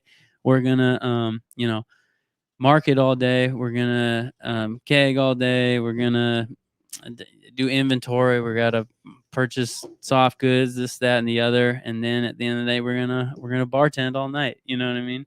So it was like for those first 2.5 years, I'd say it was like rolling up your sleeve, white knuckling. Like you're so fried mentally and emotionally, like you're just going on autopilot, like survival mode. It's like you're literally white, like you're ghost. Like I know Just I'm like white, muscle but memory. but like you're like sickly white because you're just like You're pale. you don't even know where the fuck you are after the day. You're just like, okay, it's just Groundhog's Day every day, and then you throw a young kid in the mix and your marriage in the mix, and like my partner's marriage and his wife's working for free, and Jared Doss, he's still working at Sony while we're like building this place, and then Jared Lucas, who helped us like, the first 6 months or so get it up and running. He brought his brothers in that were heavy machine operators, and they're, we're renting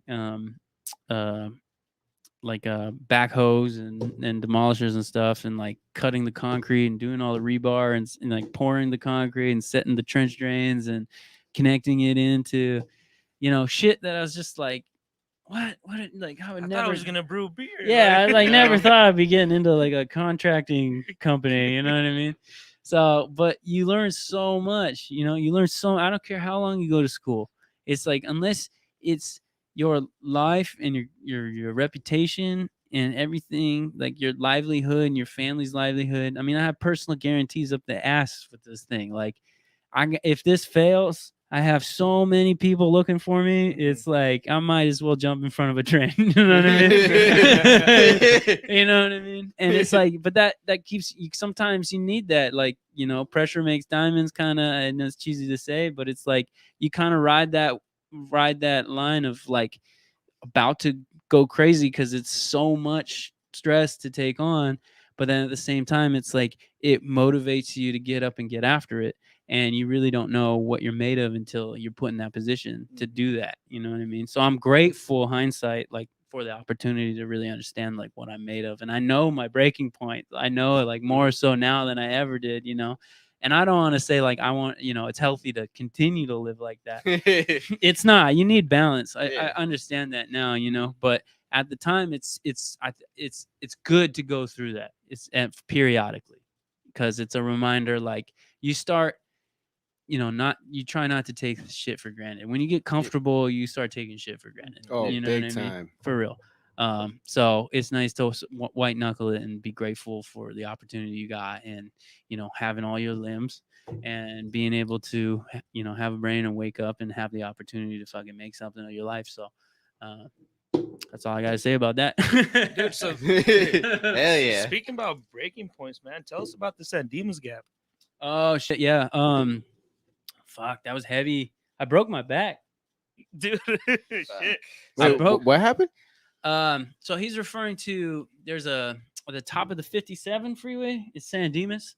Okay. And there's a high school there, and it's a really famous road gap. So it's like a bump over a street gap, and you land. And it was like Heath Kirchart, one of the famous pros, legend.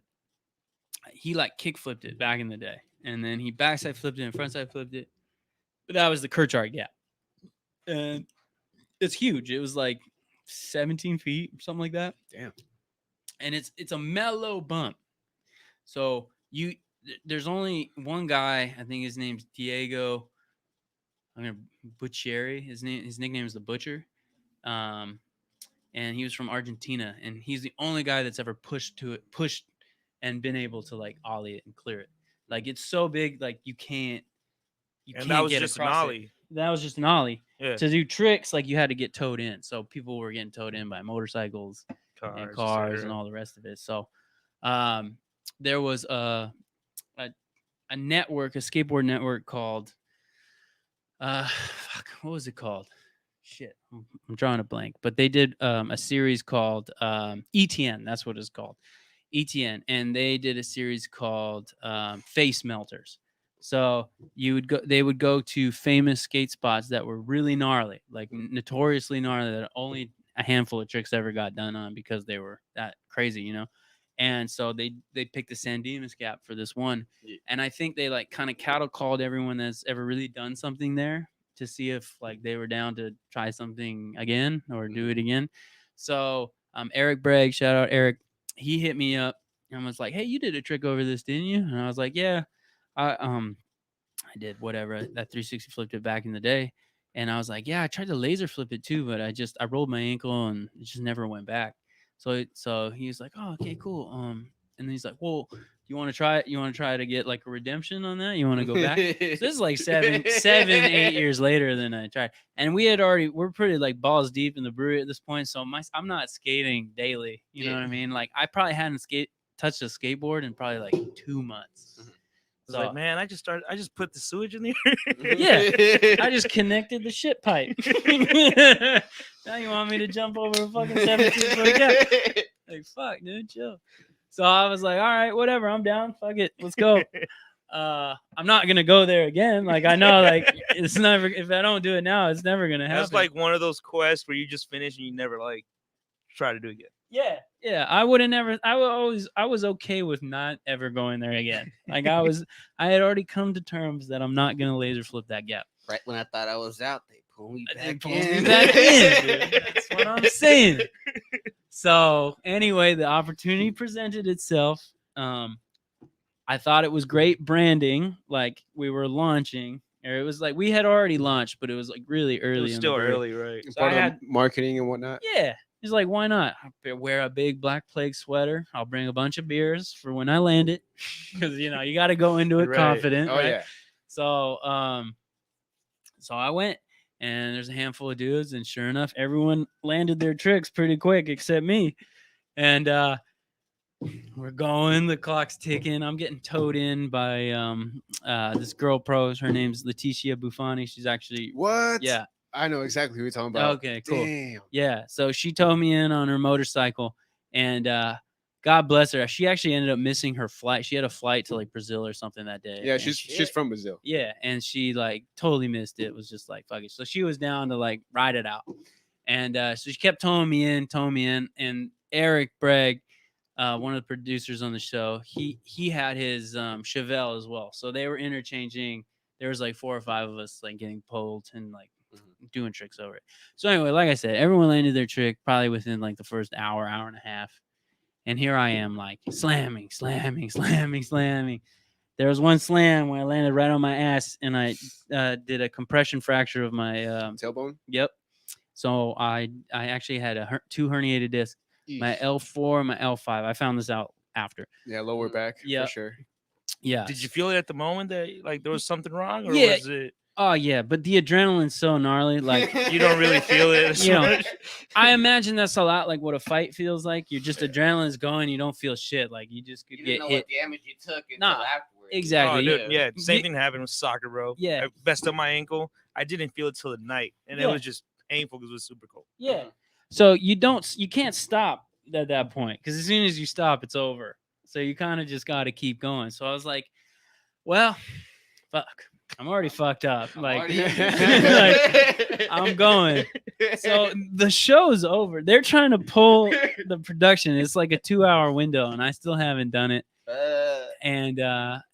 But whatever the viewership or whatever, I guess was still solid. Like people were rooting for me to Oh, do you it. guys were filming? Yeah, this was a live feed Oh. on the ETN network. We were playing it at the brewery too, and they were filming it was global. It was a global thing, live. Like it got some pretty good. It was pretty good, well received, I guess. Okay. That show, I should say. We were just an Yeah. episode, but it people were still interested to see if I could land it. They're in it So now. I kept doing it. I just kept doing it. I kept eating shit. And like, I'll show you a photo of how fucked up I got. But I literally, to the point, my legs were cramping up. Couldn't feel shit. And it was getting like, they were like, okay, we got to pull the plug on this. Like, he's not doing it. This guy's like, who's going to tell him? You know what I mean? Like, Damn. it was like, who's this? This idiot needs to stop. Who's going to tell him? Like, hey, man, maybe this isn't, maybe you weren't ready for this. And Should like, go back right, to brewing beer. yeah, man. right when it got to that, I fucking knew it was the last try. I literally knew it was the last try. My body could not do it anymore. And we're on our 3rd hour of getting pulled in and thrown over this fucking gap and just eating shit for like 3 fucking hours. You know what I mean? So my hands are bloody. My forearm's like a fucking like 3 times as big. It's like fucking purple and shit. Like my hips all fucked up. My pants are ripped. My knees are bleeding. My back's broken. So I was in rough shape. And so Hail Mary, last attempt, I was just like, hey man, fucking here it is. All the marbles, And I was just like, Leticia is the one. And she's like, all right, I believe you, And there it was. Fucking just let it go. Didn't overthink it. Just trusted my feet. Almost kind of just, In the zone. in the zone. And then landed it. And I just remember like because my legs were so fried, like I remember like when I landed, I had to adjust my foot, but I like couldn't move my fucking foot. My leg was so heavy, it felt like an anvil. And so you can see as I'm landing it, like I'm like struggling really hard to reposition my leg, but like rode it out and then like hit the wall. And everyone was just like, "Holy shit!" Like, Damn. "Holy shit! What, dude?" It was honestly like for me, it was like my real life, like Rocky Balboa moment. Like you're getting beat up round after round after round. Plague, I did it. Yeah, beat up, and then the last round, like, Yeah, there it was. yeah, who got the dub? Who got the dub?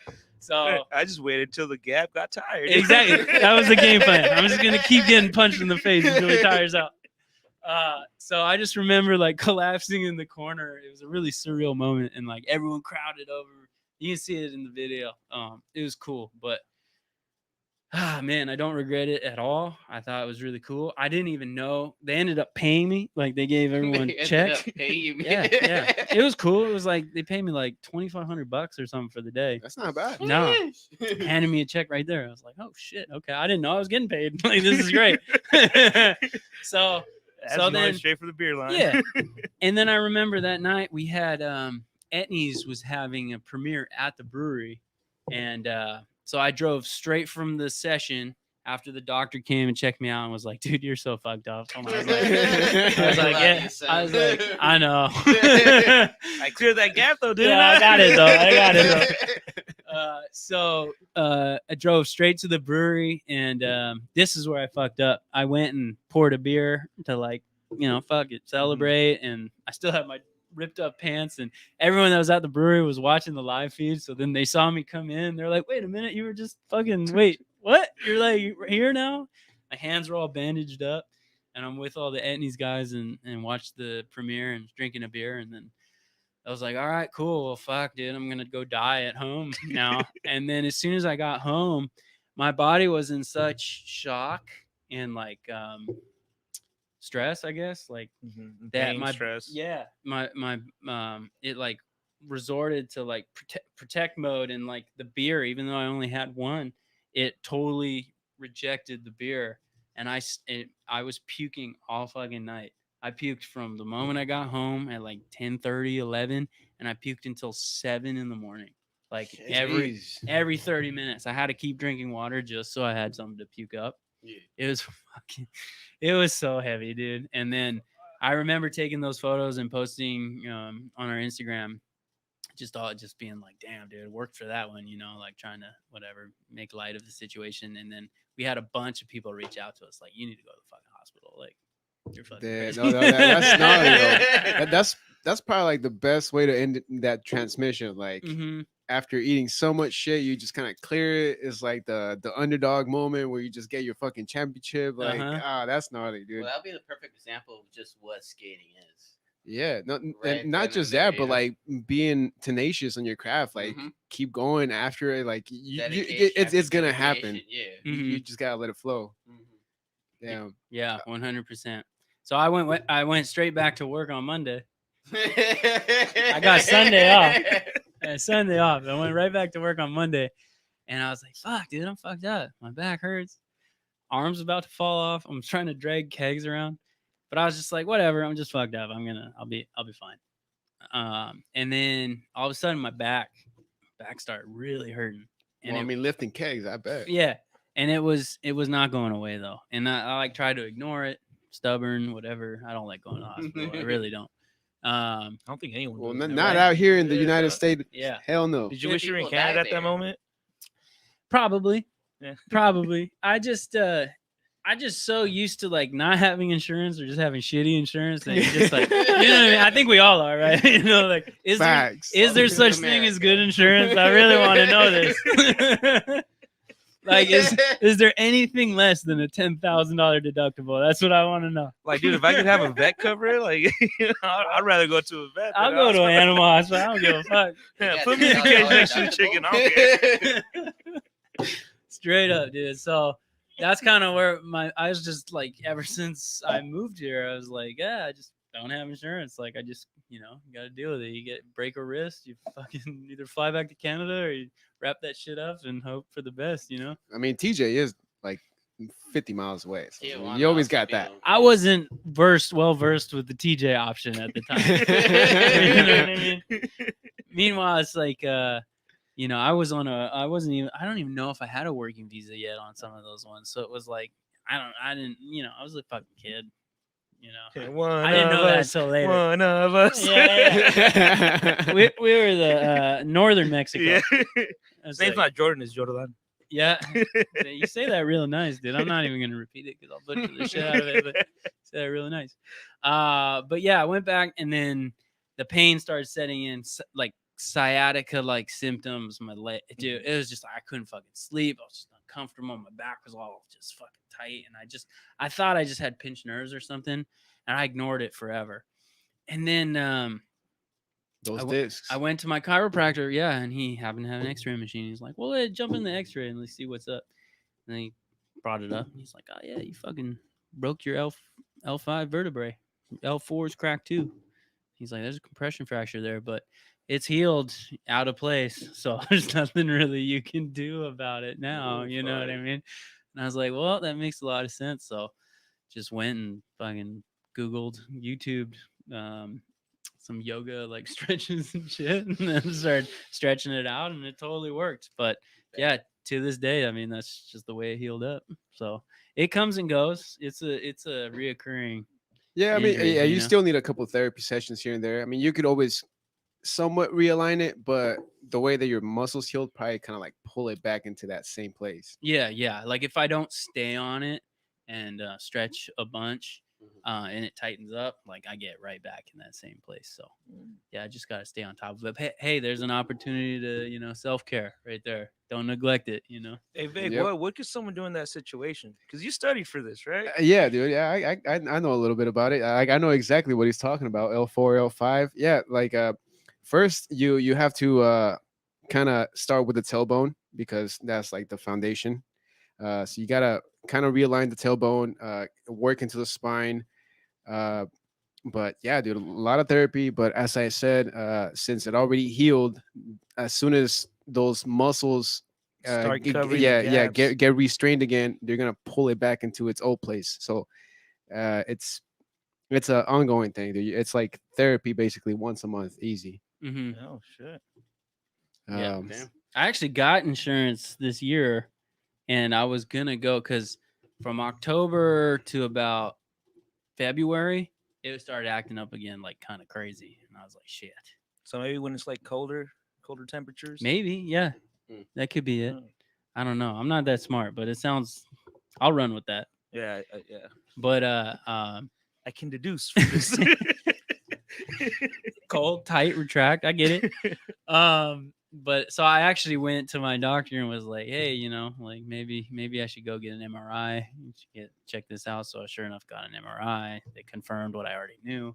I just had to pay a bunch more money, and then God damn it. they had to go to a specialist. They Mhm. also had to confirm that something I already knew. Had to spend a bunch more money on that, and then I had the option to either get a microdiscectomy What is that? surgery. surgery Okay. where they cut the excess bulge around your Which is disc. basically like scar And tissue. they make you Bad. sign a paper because they can't guarantee that it will heal you. Right, yeah, releasing them of any, Exactly. you know, accountability if it doesn't work or makes you worse.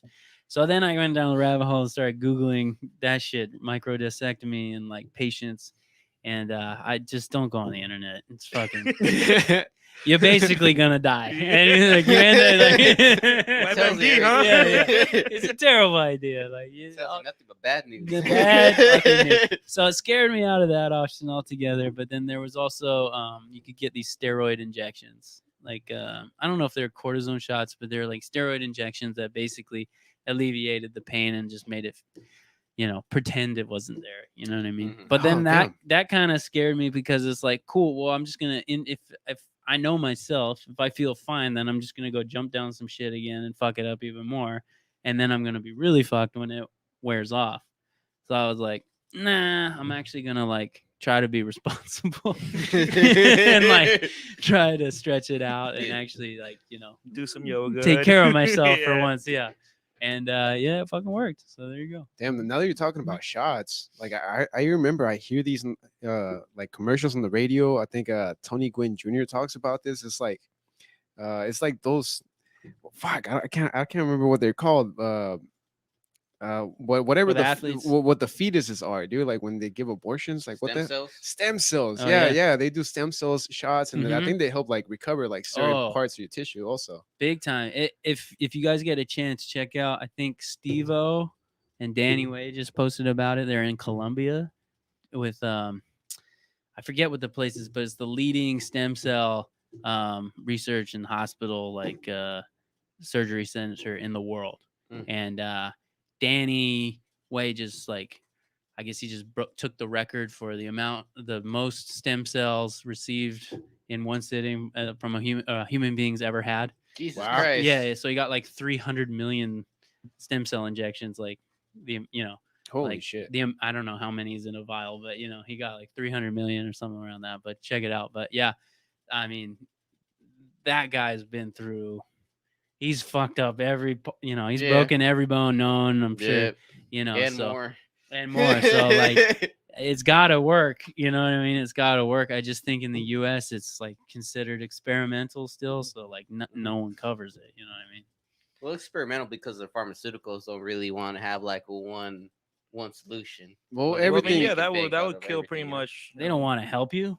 No, hell no. No. They want to give you that What? bill. Yeah, dude. They want to give you that bill with the pills. Yeah, like, they I want to mean- put you on that treatment. I'm getting taxed. Hey. I'm getting Keyword, taxed on for keyword. not having health care last year. What's that? I'm getting taxed on for not having health care last year. Oh, being penalized. You got the know? penalty. Yeah. Yeah, that's the only reason that's the only reason I got covered California because I was like, fuck, I don't want to get taxed on this. Like, what the fuck? Damn, how much did they get you for? I don't. That's. Let's not talk. We don't I want to talk think- about it. They're still looking for you, huh? Yeah, no. If I I'm still right, go I live think every it's like week. a 8% of your gross income. Fuck that. Yeah, Yeah. that's a pain in the ass. well, They see, still doing that? I thought they stopped doing that. No, they're still doing that. I mean, the last president was trying to get rid of it. It didn't Mhm. work out. I think he made it even worse. But So yeah, dude, it still sucks. fuck. Well, I'll drink to that Yeah, out of same, out yeah. of depression. That's fine. The God- Tony? Yeah, give me Tony. for sure. I gotta rip the Yeah, bird. man, I Well, want to I- tell. I need me another beer. Damn. Well, thanks for that story, dude. Now we know that your whole advertisement campaign went fucking great. Mm-hmm. And talking about advertisement, I don't know if you ever seen this show called Ballers. Oh yeah, It yeah, yeah. has With The the Rock. Yeah. Yeah. I don't know what season it is, but like I swear to you, for like 2 seconds, Yep. there's a fucking Black Plague hoodie when they're like in Venice doing like a skate scene or whatever. But I swear to you, like it was such a quick glimpse, and I was like, wait, hold on. I told my girlfriend, I was like, hey, rewind that shit. And I pressed pause, and I was like, that's a fucking Black Plague hoodie. Yeah. Yeah. I know that's Ben Hatchell. in the Did you know background. about this? Yeah. Yeah. Oh, Yeah, sick. they sent it to me as soon as it happened. There's a lot of people like, "Hey, dude, fuck the Rock's right there. You guys got Black Flag right there." That's right. Yeah, that Yeah. is badass, dude. That was cool. That was really cool. So, yeah, shout out Ben Hatchell. He's also one of our investors. Pro skateboarder, awesome dude, amazing skateboarder, and right time, right place, fucking rocking the saying? hoodie, like doing us proud. That was pretty fucking sick. Hell yeah. Yep. That's some dope ass advertising right there, if I can say. If we could just do that like 1,000 more times, like, that would really help, you know. even they just getting tossed out to the chair while they're like taking a break from it, like all right, 10 seconds. I'm Bam, just- that's all we need. I'm just glad it got through because I know, growing up loosely in that world, it's Yeah. like that hair and wardrobe, like they make sure they only use approved like wardrobe, and you're It's not really that strict. Oh yeah, you can't have logos. Yeah, they'll be like, why are for you using anything. our property without our permission? et Yeah. cetera. Yeah, because it's money. Like if you unless They make money off of that. Yeah, like, you- I Mhm. want that piece. you're paying for that spot, So yeah, it's pretty hectic. Yeah, that's interesting. Mm-hmm. So I was talking with Mikey and Trevor today, bro. Okay. So I have two questions, man. How does it feel to be a world renowned actor, and who is Zolar? Shit. I actually Googled that too, dude. I didn't even Yeah. know you were in a movie. yeah. You're in a couple Wor- movies, actually. Yeah. intergalactically renowned. I'd like to. I saved the world, brother. Dude, straight to the dollar bin at Walmart. I hate to say it. That movie was fucking trash, dude. But honestly, that paid for me. That allowed me to buy a house. So I'm grateful for it. And Bought you a house in Cali. yeah, it bought me a house. Well, it bought me a house in Vancouver. And then I sold that and rolled that into a house in Cali. Yeah. All right, Yeah. bet. There you go. That's how that happened. Okay. But yeah, so it was like got into that scene. Like I said, the guys before me were into stunts. Mhm. So I kind of grew up loosely playing around in that while skating. And this skateboarding got me a lot of gigs that were like skate based, basically. So I heard about this. Is a WB Kids network. Heard about it. It's called Zolar. It was a pilot movie because they wanted to pitch it as a series to the network. Mhm. Yeah, so it was super low budget. It's filmed up in Vancouver. Is this alien, like almost like Superman kind of story where it like their planet was getting attacked, so the parents like sent the kid, and I crash landed. Well, dude, I mean, you said the WB. I might have seen this shit, and I just can't remember right now. This is fucking ridiculous. So anyway, crash land, and there's this alien, and he gets raised by this dad and this kid, and they create this extreme sports team, and they are competing, and then all of a sudden, our planet, Earth's under attack, and they have to become this extreme sports like save the world kind of scenario. It's like Independence Day, but extreme sports. It's like Independence Day, but way better. Yeah, I mean, it's not a trash film, dude. It's just rated G. That's the only thing. Yeah, it is rated G. Rated G for sure. for gnarly. G for garbage. Dude. Oh man. But it was fun, dude. So I went into the production office because it was actually down the street from my house. And damn, I had that's my cool. resume and I skated in there, Yeah. and I didn't have an agent. I just my homie tipped me off that that's where it was. Here's the address. Go drop off your resume. Maybe you can get a part as like a stunt double or do some stunt work for some skateboarding in the background, whatever. And I was like, cool, whatever, worth a shot. So I walk in there, and the lady that meets me at the door, I forget her name. She was awesome though, but she ended up being the assistant director, and she was like, hey, you kind of have this look that we're kind of looking for. They haven't casted for the lead guy yet, which his name is Zolar. And so she was like, do you mind if you can meet the director? No, he's in his office. It's like, all right, cool. Yeah, fuck, I'll go. Let's do it. Yeah. So I meet him, and he was just like right there. And I'm quoting this word for word. And he's like, I'm having a Hollywood moment. And he's like, how would you like to audition for the main role? Just sounding it like you. Yeah. I was like, what the fuck? I was like, yeah, I'm in. Fucking sure. Let's go. I get to be the star. Yeah. Whatever that means. I think I need an adult. Yeah. Hell yeah. So they literally got a taxi. This is before Uber. So they give me a taxi. And I go downtown to the casting office where they're having auditions, and they literally just shuttled me straight into an audition. They're like, hey, here's the script. I had like 10 minutes to read it. And then so I went and auditioned, and they were like, because I could skate and I looked the part, and I guess I had something. They saw something. I just didn't have the experience. You know what I mean? So I came in green, they would call it. You're very green. So I was like, cool, whatever that means. Went in, audition. They actually paid for an acting coach for me. That's how much they were like rooting for me. I was about to ask, did you have any acting experience prior? I mean, I would do like the Pop-Tarts commercial or a Fruit Roll-Ups commercial, but it's not like lines. It's just like I'm skating, it ain't acting. You know what I mean? So no. But anyway, so I went and, they gave me, so I got some acting lessons like on the job, and I literally went to the second round.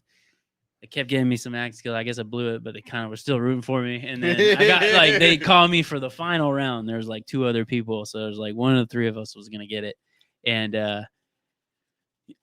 I mean, I thought I did good, because all things considering, it's like I'm a dude off the street that's like thinking I'm gonna try to maybe get some skateboarding in the background. To now I'm like auditioning for the main part. I was like, oh, that's pretty fucking This cool. you know you in competition with it, like Yeah. between 2 other people. and I honestly think that was probably my advantage, because it was like, dude, I'm so out of my element. This is so fucking left field that like I approached it to where I didn't really take it that seriously. You know what I mean? Because You like, approach it like a person from like a different planet actually would have approached it. right. And that's what they're like, they're like, Soul, he acting like he doesn't know what he's I was just as clueless as like a dude from a different planet, right? So I think I wasn't really that nervous, because I was just like, this is fun, cool, whatever, like how much I get paid. like, just go skate up that ramp. yeah. So I got it. I got the part. And my mom was like, what the fuck? Like, just happened, dude. Like, what is going on What right did now? you do today? Yeah, I was like, dude, I don't know. Like, I'm starting. apparently there's this movie, the WB's putting it on. Like, it's pretty cool. And she's like, yeah, it's pretty fucking cool. So, yeah, so we started filming. It was filmed just outside of Vancouver, on a Whistler Blackcomb. It's like a really famous like ski resort. So there was snowboarding in it. There's skating in it. There's, I'm shooting fucking laser beams out of my hands, and there's like fights like that in the movie.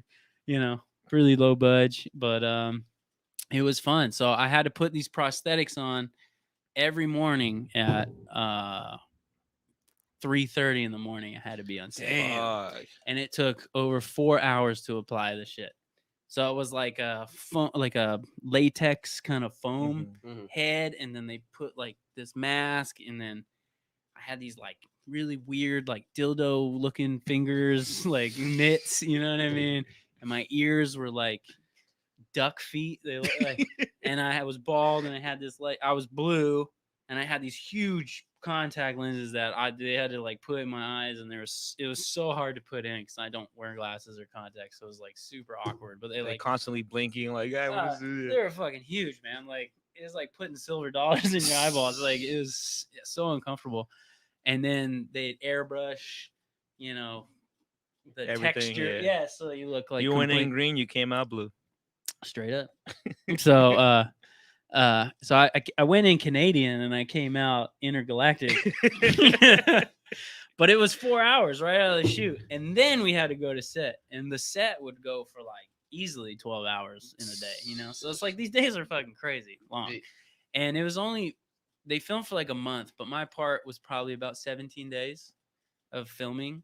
But I remember waking up in the middle of the night, because they take it off, it's taken probably about an hour to take off. But you would wake up in the middle of the night and just be like, fuck, like, is this shit still on me? Like, it's freaking out. So it's like, you wake up, look in the mirror, and you just see blue, like, who blink am I? your eyes, and you're just back to normal. I am Zolar. Zolar is me. Yeah. So like, but you see those shows like Star Trek and shit, right? Where you see like those guys have been filming like 100 seasons of being I forget the names of, but like those prosthetics are insane. So it's like, dude, for that dude to go through that every fucking day for season after season after season, I was like, that's crazy. Those guys are dedicated. You know what I mean? I'm sure they're getting a fat check. That's like for sure. Totally worth it. But yeah, that was my taste of that, and it was pretty surreal. So the movie was called Zolar. It came out on the WB Kids Network. It didn't get picked up. So it was kind of like a bittersweet thing, because if it would have got picked up, it would have been like a life-changing course. You know what I mean? It would have been like a minimum of like 30 episodes. You're guaranteed like 30 to 50 grand an episode. And then you're in that industry at that point. Oh, you're yeah. like, it's like a bunch of doors are gonna open. Yeah, like it's not just there. one project. Now it's like they know you got a resume, they know you got credentials, credibility, working producers in it. You're like, bro. Yeah. You're like after we did the pilot, like I got agents after that, and then we were flying down to LA and like, meeting, like auditioning, like it got real.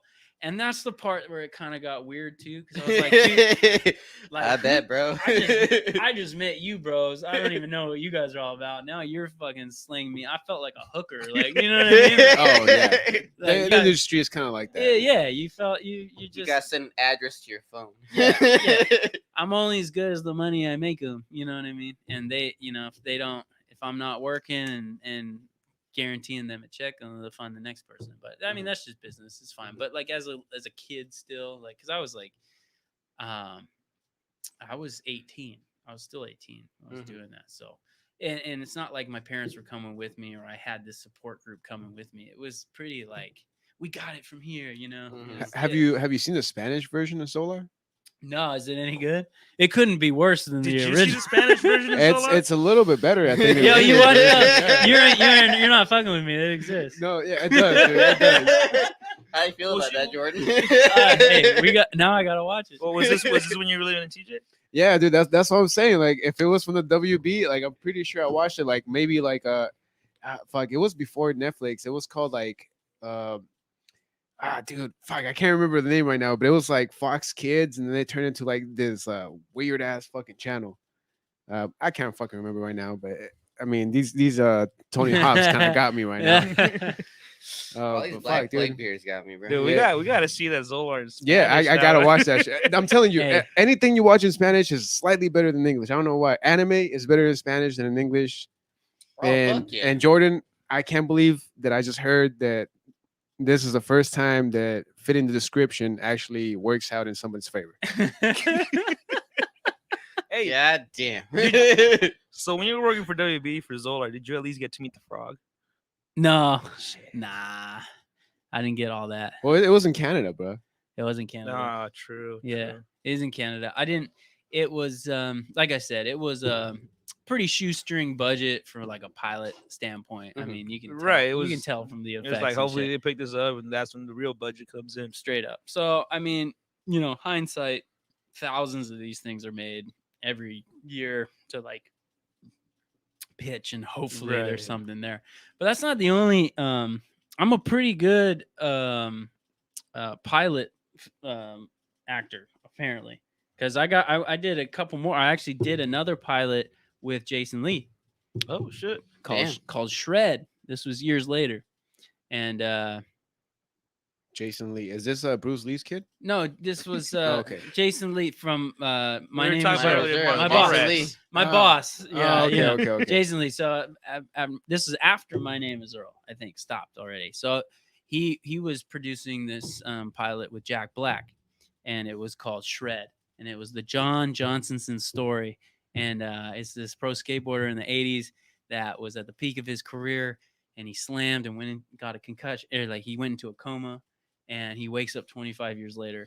That kind of reminds me. It kind of reminds me of kicking it old school for some Mhm, weird ass mhm. reason. It's because it's exactly the same concept. Okay. To be honest, Jason Lee is actually one of my favorite actors. I wish they could have finished My Name is Earl. I Yeah. have to cut on the side because It does have They- a weird ending, huh? they had an interview saying how it was gonna end. Like they're like Earl was gonna meet like some woman doing the same list type of thing because somebody else got inspired like what he was doing, and he realized he was never gonna finish the fucking list because Yeah. it was like that. But that's one of my favorite actors, and he looks like a fucking good guy. He's a good dude, man. He's really funny. And for someone that's been through probably a journey that he's been through and seen it all, so to speak, worked with the best of the best of them. I mean, he's in Vanilla Sky with Tom Cruise. You know what I mean? Like some crazy A-listing shit. Mhm. Incredible career. And just for him to be as humble as he is and like down to earth, I think that speaks in itself. The character in yourself to be able to endure all that and just still be a normal dude, I feel it, man. Yeah. Yeah, honestly, that's a shocker to me. I didn't even know he was Canadian, bro. For real. Who, me or him? Dude. Yeah, dude. I didn't know he was Both? Canadian. Oh, Lee's not Canadian. What? No. Oh, shit. I met him like down here. Yeah. Yeah. Oh, He ain't okay. Canadian. He Oh, ain't so, Canadian. so then I was right. Yeah, that's the hops talking. Oh, okay, cool. It's a lot of beers. No, on the no, because table, I do ladies like and a lot of gentlemen. Canadian stuff, dude. Like I think fuck Trailer Park Boys is Oh, the hell yeah. shit, dude. Oh, damn. It's fucking sick.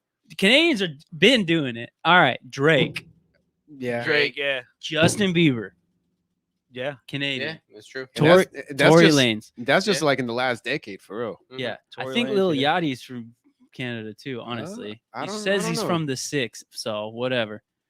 But What maybe is I'm the wrong. 6?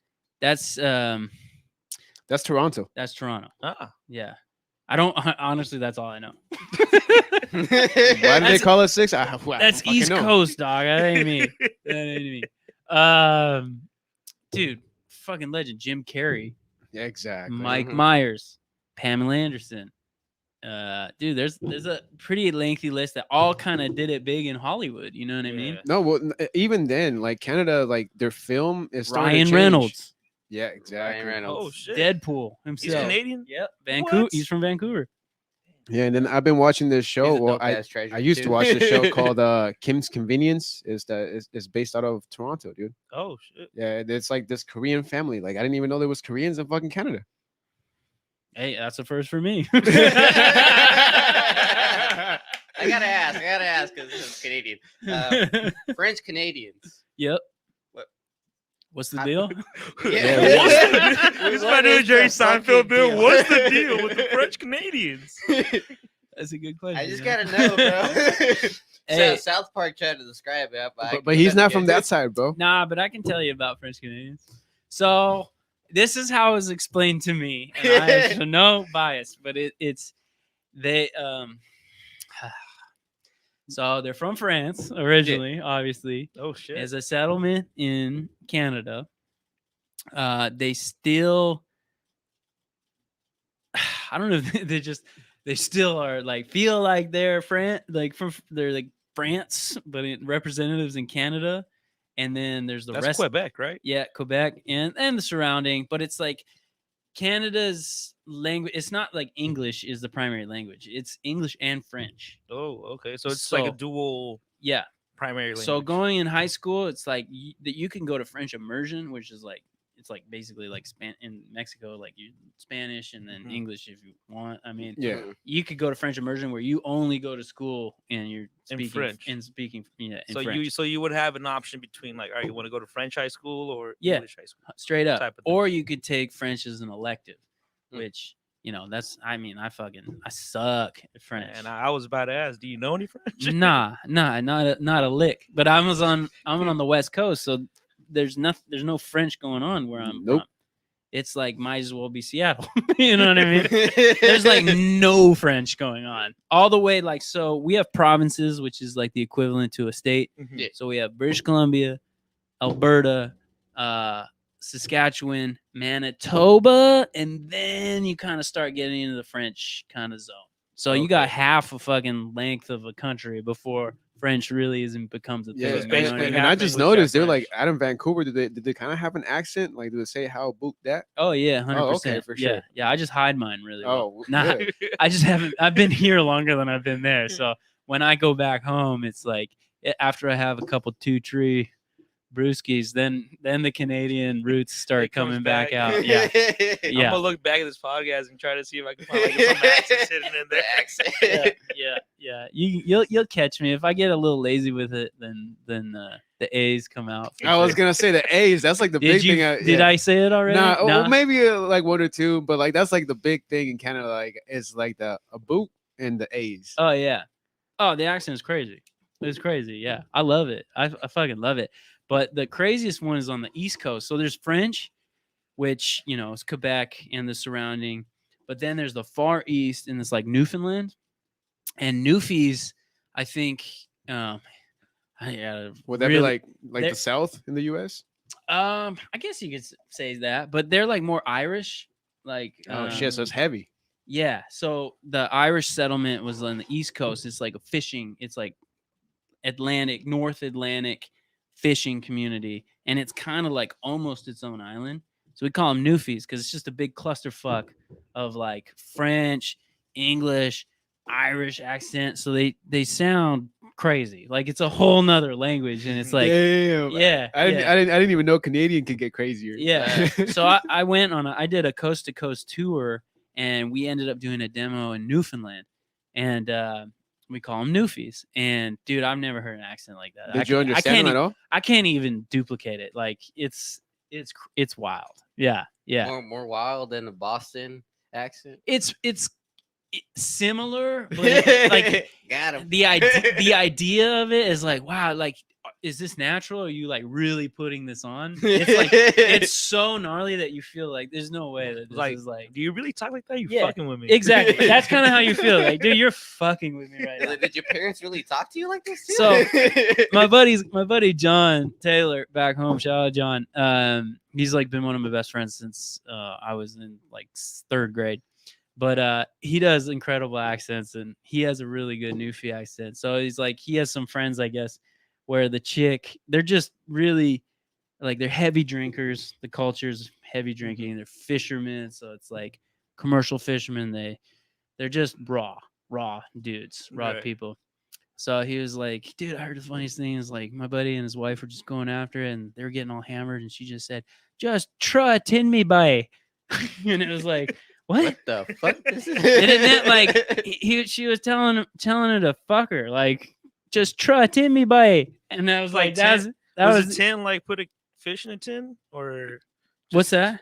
Just Well, throw it in me, like Just give throw me, it in me, boy. like give me that dick. Throw it in me, boy. Give me that dick. They That's what just- she was they basically just saying. cut down like 2 Yeah. or 3 syllables Yeah. on that. Just rushed it. trust in me, bye. So there's like Irish. Oh, I heard it. Yeah, Just throw it in me, boy. boy. Yeah. Oh, shit. So- like they cut in like so many syllables. And right there. It's like, what And the I hate to fuck? use that as an example. I mean, it's fucked up, but it's like that's the only thing I can say. Well, That's But the it only thing you resonates. remember? That's what they sound like. It's like French, like a like because it's not like 3, it's like tree. You know what I mean? Mhm. And but then they have the Irish kind of hook at the end. Did he throw it Boy. in her? What's that? Did he throw it in I'm her? sure he did. Oh, I'm sure and he that's got why that. you have it. folks. Yeah, Take yeah, your Podcast. So that's what it is. And then like the French Canadians, their accent's really thick too, and they can't pronounce, like it's all French derived. But the French, like the true French, it's like the bastard children of the French. The So best- they say, you know what I mean? It's like they don't claim them either. And then there was at a time, I'm gonna get so much hate for Yeah, this. they're just shit. hood hopping. But huh? this is I'm just regurgitating what I was told growing up, you know what I mean? Yeah, for like sure, I don't for have like I don't give a fuck, whatever. But you know, my aunt actually Louise is French Canadian. So I'm gonna hear it if she hears this. But from what I understand, it's like a harsher, more like intense French. You know what I mean? So it's like rough, I guess you could say. It's like a rough French. It's not like a nice It's not like love Je language. parle Yeah, yeah. français. Hey, It's look like, at you. Oh, you know what? That kind of reminds me of our Spanish over here in, Southern California compared Yeah. to like the Spanish in Mexico. Yeah. Yeah, it's true. Cause like we're harsh, bro. Like we cuss all the time. Like we just go straight to the point, and over there they like fluff it up and like make it sound all nice and shit. And it's like, nah, Yeah. nah. So there you go. It's probably Like- very similar. Like, you know what I what mean? we do is like, hey, wait. But dude, when you go over there, and it's changing now. Like the generations changed, and it's more open to this. But like, I remember going to tours in Quebec. That's amazing city, like Montreal. If you haven't been there, like put it on your list. It is fucking incredible city. I love it. But the older generation, if you cannot speak French, disgusted. Ooh. Disgusted. They won't even. They'll be like, hey, "What the fuck?" Dude, honestly, I kind of wish it was more like that here, in Spanish. Mm-hmm. Because there's like a new generation and they don't like really speak Spanish. You're just like, dude, what the fuck, man? Like, Yeah, it's What's like your- it's like basically they look at you like you're a disgrace to the country. You know, they're what like, I what's mean? your name? Juan Gutierrez. Can you speak Spanish? Nah. You're just No. like, Just disappointed. But yeah, and I get it. I mean, that was that era, and times change. And fuck, I really wish I was smart enough to internalize French and retain the information, but I just couldn't do it. I was Nah, like, it's all right, bro. You don't need that in Southern California. Definitely not. If anything, you should learn some Spanish over here. Fucking tried that too, man. I can order Mexican food. That's about it. Hey, that's all you need. Some carne asada fries, some carne asada nachos. How do you feel about anything TJ carne asada. tacos, bro? The what? How do you feel like Tijuana tacos? Yeah, no, I'll fuck with some Tijuana tacos. It's been a minute since I've been down in Tijuana. I think the last time I was in Mexico, I actually ended up in Tecate. That's a nice city, by the way. Beautiful Super city. nice city. Yeah, They That was really a pretty party good all the way hard. pronunciation. Austin. thanks. I tried really hard. He didn't hit me with the Tecate. No, it's a really nice city, dude. For everybody who's never been across the border like that, Ensenada's really cool. Rosarito's cool. TJ's a little fucking crazy, but it's nice. If you But stick to like the tourist side, then it'll be kind of yeah, nice. it's fucking crazy. But Tecate, there you go. hey, Pronunciation.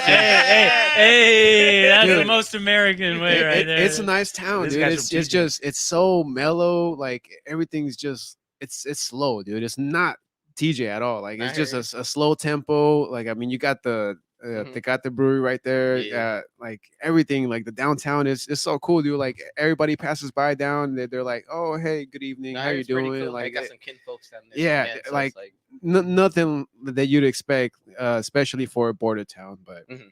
yeah, Well, we went there. We went to TJ originally to skate, and then That's right. our tour guides were like, "Hey, we got some spots over here." So I was like, "Before we know it, we're just in Tecate, and they got spots."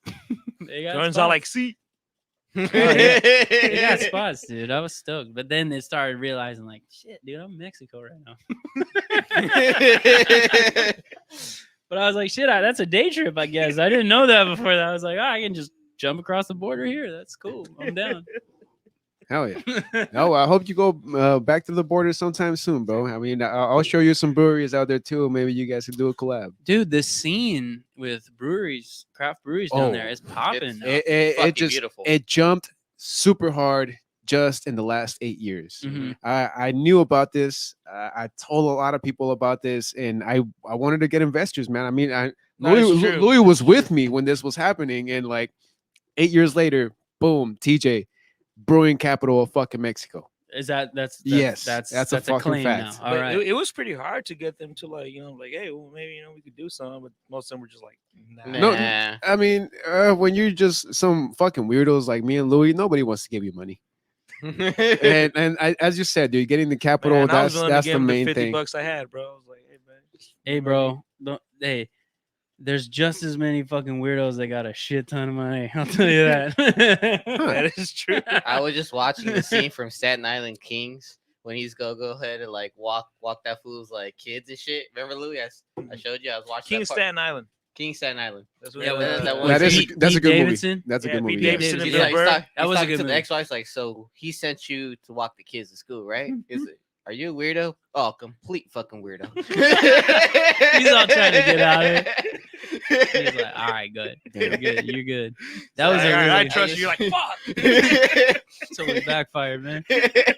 I had to bring that up since we're talking about weirdos because a weirdo would not say you're a weirdo. Yeah, 100%. No, that was a They'll really try good to movie. deny it. Hey, not to deter, but you got Canada on your forearm, dude. You might be more Canadian than I am right now. I would love to visit Canada. I'm telling you, Vancouver. If I didn't have my Dewey, I'm sure I could go.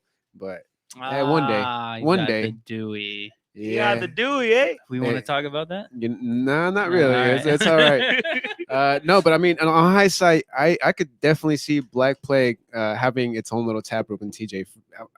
Oh, I can see I that don't too, know like, when, straight to Tijuana. But I mean, Revolucion right now is packing with a lot of breweries. There's like a good 5 different tap rooms, all local. There's a couple of imports too. But man, I'm telling you that the beer scene out there is changing. It's changing so fast that I mean, the locals are not even keeping up. That's crazy. That's That's true. awesome. That's amazing, actually. Yeah. I heard about it. Still pretty naive, I guess, to what's actually going on, but we'll have to go down there. Oh, big Let's time. cruise down and check it out. Speaking about Black Plague, man, how did you guys come about with your partnership with Full Metal Burgers? Dude, That's a good question. you guys were sick. And we were I mean, I met Ben. I don't know if you were there, but I was I just started working there. Like, all right, so I had signed on with them literally the day, I think like a day or two before the COVID lockdown happened. Oh, So okay. I had just signed the application and everything. I was just hired. One day in, I did some computer work, and then after that, everything had to shut down. And then I think after that is when the whole like partnership with Black Plague happened. Yep. It was just natural, honestly. Like I met Ben at the first beer festival we went to, which was Rhythm and Brews in Vista. Mm. And he was one of the food vendors there. And I was just like, bro, like Black Plague, Full Metal, same kind of vibe.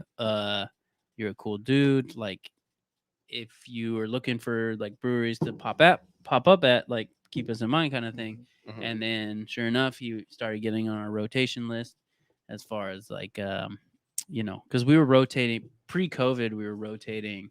Different different Food food vendors. Yeah. vendors. But it's heavy after a while. It's like a lot of people flake. A lot of people the flake day of, and it's like when you're promoting that dude's gonna be there then, and then they don't Right. show up. Right. It's like Dude. people are expecting them to be there, so you got customers that are all pissed off, and There's a sense of trust being broken right there. a You little know? bit, Definitely. a little bit. And I know A shit little bit. happens, trucks break down, this, that, and the other, but it just wasn't always the case. And some people were telling half truths and whatnot, just to kind of squeal out of it. Dude, And, that happened at our last event, as we had a couple people in like last minute. They couldn't make it. And a lot of people were there for them. You're just like, well, fuck, like I don't know what to tell you. They couldn't make it, and it's just like you feel like shit. You do. You feel like shit. You're just like, It's damn. like we promised them this, and then we could only give them that. We're like, Yeah. yeah, we tried. Yep. We did. So we're gonna compensate, do a little bit of things different here, but hopefully you have fun. And it worked out. The people did have fun. Yeah, there you Yeah. And I think people are understanding for the most part, but it's still just like as it goes on and it happens more and more, Yeah. you're just kind of like, dude, I'm kind of fucking done with this. You know what I mean? So once, I think it was just before pre-COVID, or was it COVID? It was just like, dude, we're done rotating. Like we want to find. I think we're- it was during COVID, because I It was remember during Ben COVID, telling me like we have a sponsorship with, or not a sponsorship, but a partnership with Black Plague. We're gonna be there 7 days a week, because it was like during that time where it was mandatory, where you needed food Yep, Mhm. that to was be it. able to serve, and hmm your work like, well, we need a place to sell food, and they need food to stay open. So it was just like I guess like a perfect partnership type of thing. Straight up, And and it was the best thing we ever did. then we've been there. Yeah, we've been Yeah. there ever since. Honestly, like, and I mean, you guys are killing it. Hopefully, I be on site. I just hear people walk up to the booth like, "Yeah, I hear about you guys more and more." I'm like, "Oh shit!" It's Yeah. like they just ordering more food. It's like, yeah, like word of mouth. And then the people are like, "Well, I come to Black Flag almost every other day, and I see you guys right here, so I might as well try out the food." yeah, I was like, 100%. it's pretty.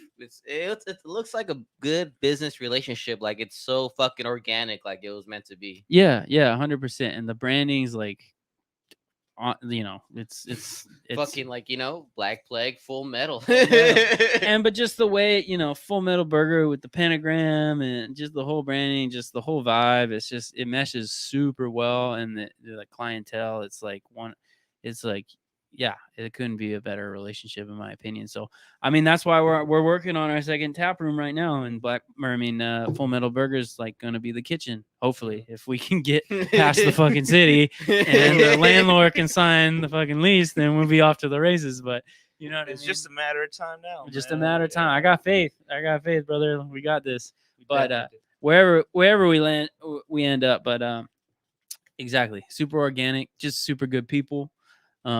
It just works, and it streamlined a lot of things, because you don't got a headache anymore of people like flaking last second, or You don't have to worry about a food vendor, or et cetera, yeah. or the people like, hey, we want Fridays, like we've been doing Mondays and Tuesdays and they suck. And it's like, yeah, I no one's getting hammered and partying on Monday. Like I get it. Like I'm sorry. Unless it's Bruce, me, and Luis. And Unless you're here Yeah, at Come Kick It during the Podcast. weekday, bro, where I'm Yeah. like, yeah. but it's like that, like Sunday and then Monday, you're back to where Monday through Wednesday is like the grind, and then Thursday everyone starts to loosen up, and then Friday, Saturday, Sunday, it's popping again. So that's just kind of like the natural, rotation of the traffic. But just working with one vendor, like we were scared to do it because a lot of people are like, you're gonna shoot a lot of people, you're gonna shoot yourselves in the foot. People aren't gonna want to work with you, this, that, and the other. And I was like, well, fuck, I don't, we got a solid group. Like Full Meal is a fucking solid brand. Like, how do you get sick of burger? It's like pizza. Right? You know what I mean? Yeah. It's not just a burger. It is a really fucking good burger. And the napalm burger, which Hey, I'm embarrassed to say I only had for the first time like Hey, a couple Jordan. weeks ago. remember, it's not just a burger. It's a Full Metal burger. It's a Full Metal burger. There you go. Hail Satan. No, dude, we've had a couple of literally a couple, and it's like 2-3 old ladies.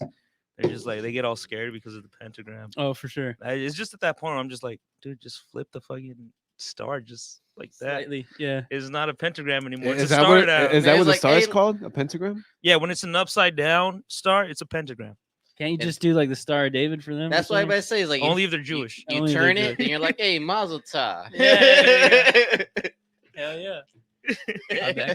I love it. It's hilarious. I fucking love it. It's so sick, and it's like it's crazy. It's just funny to me when people take it like so,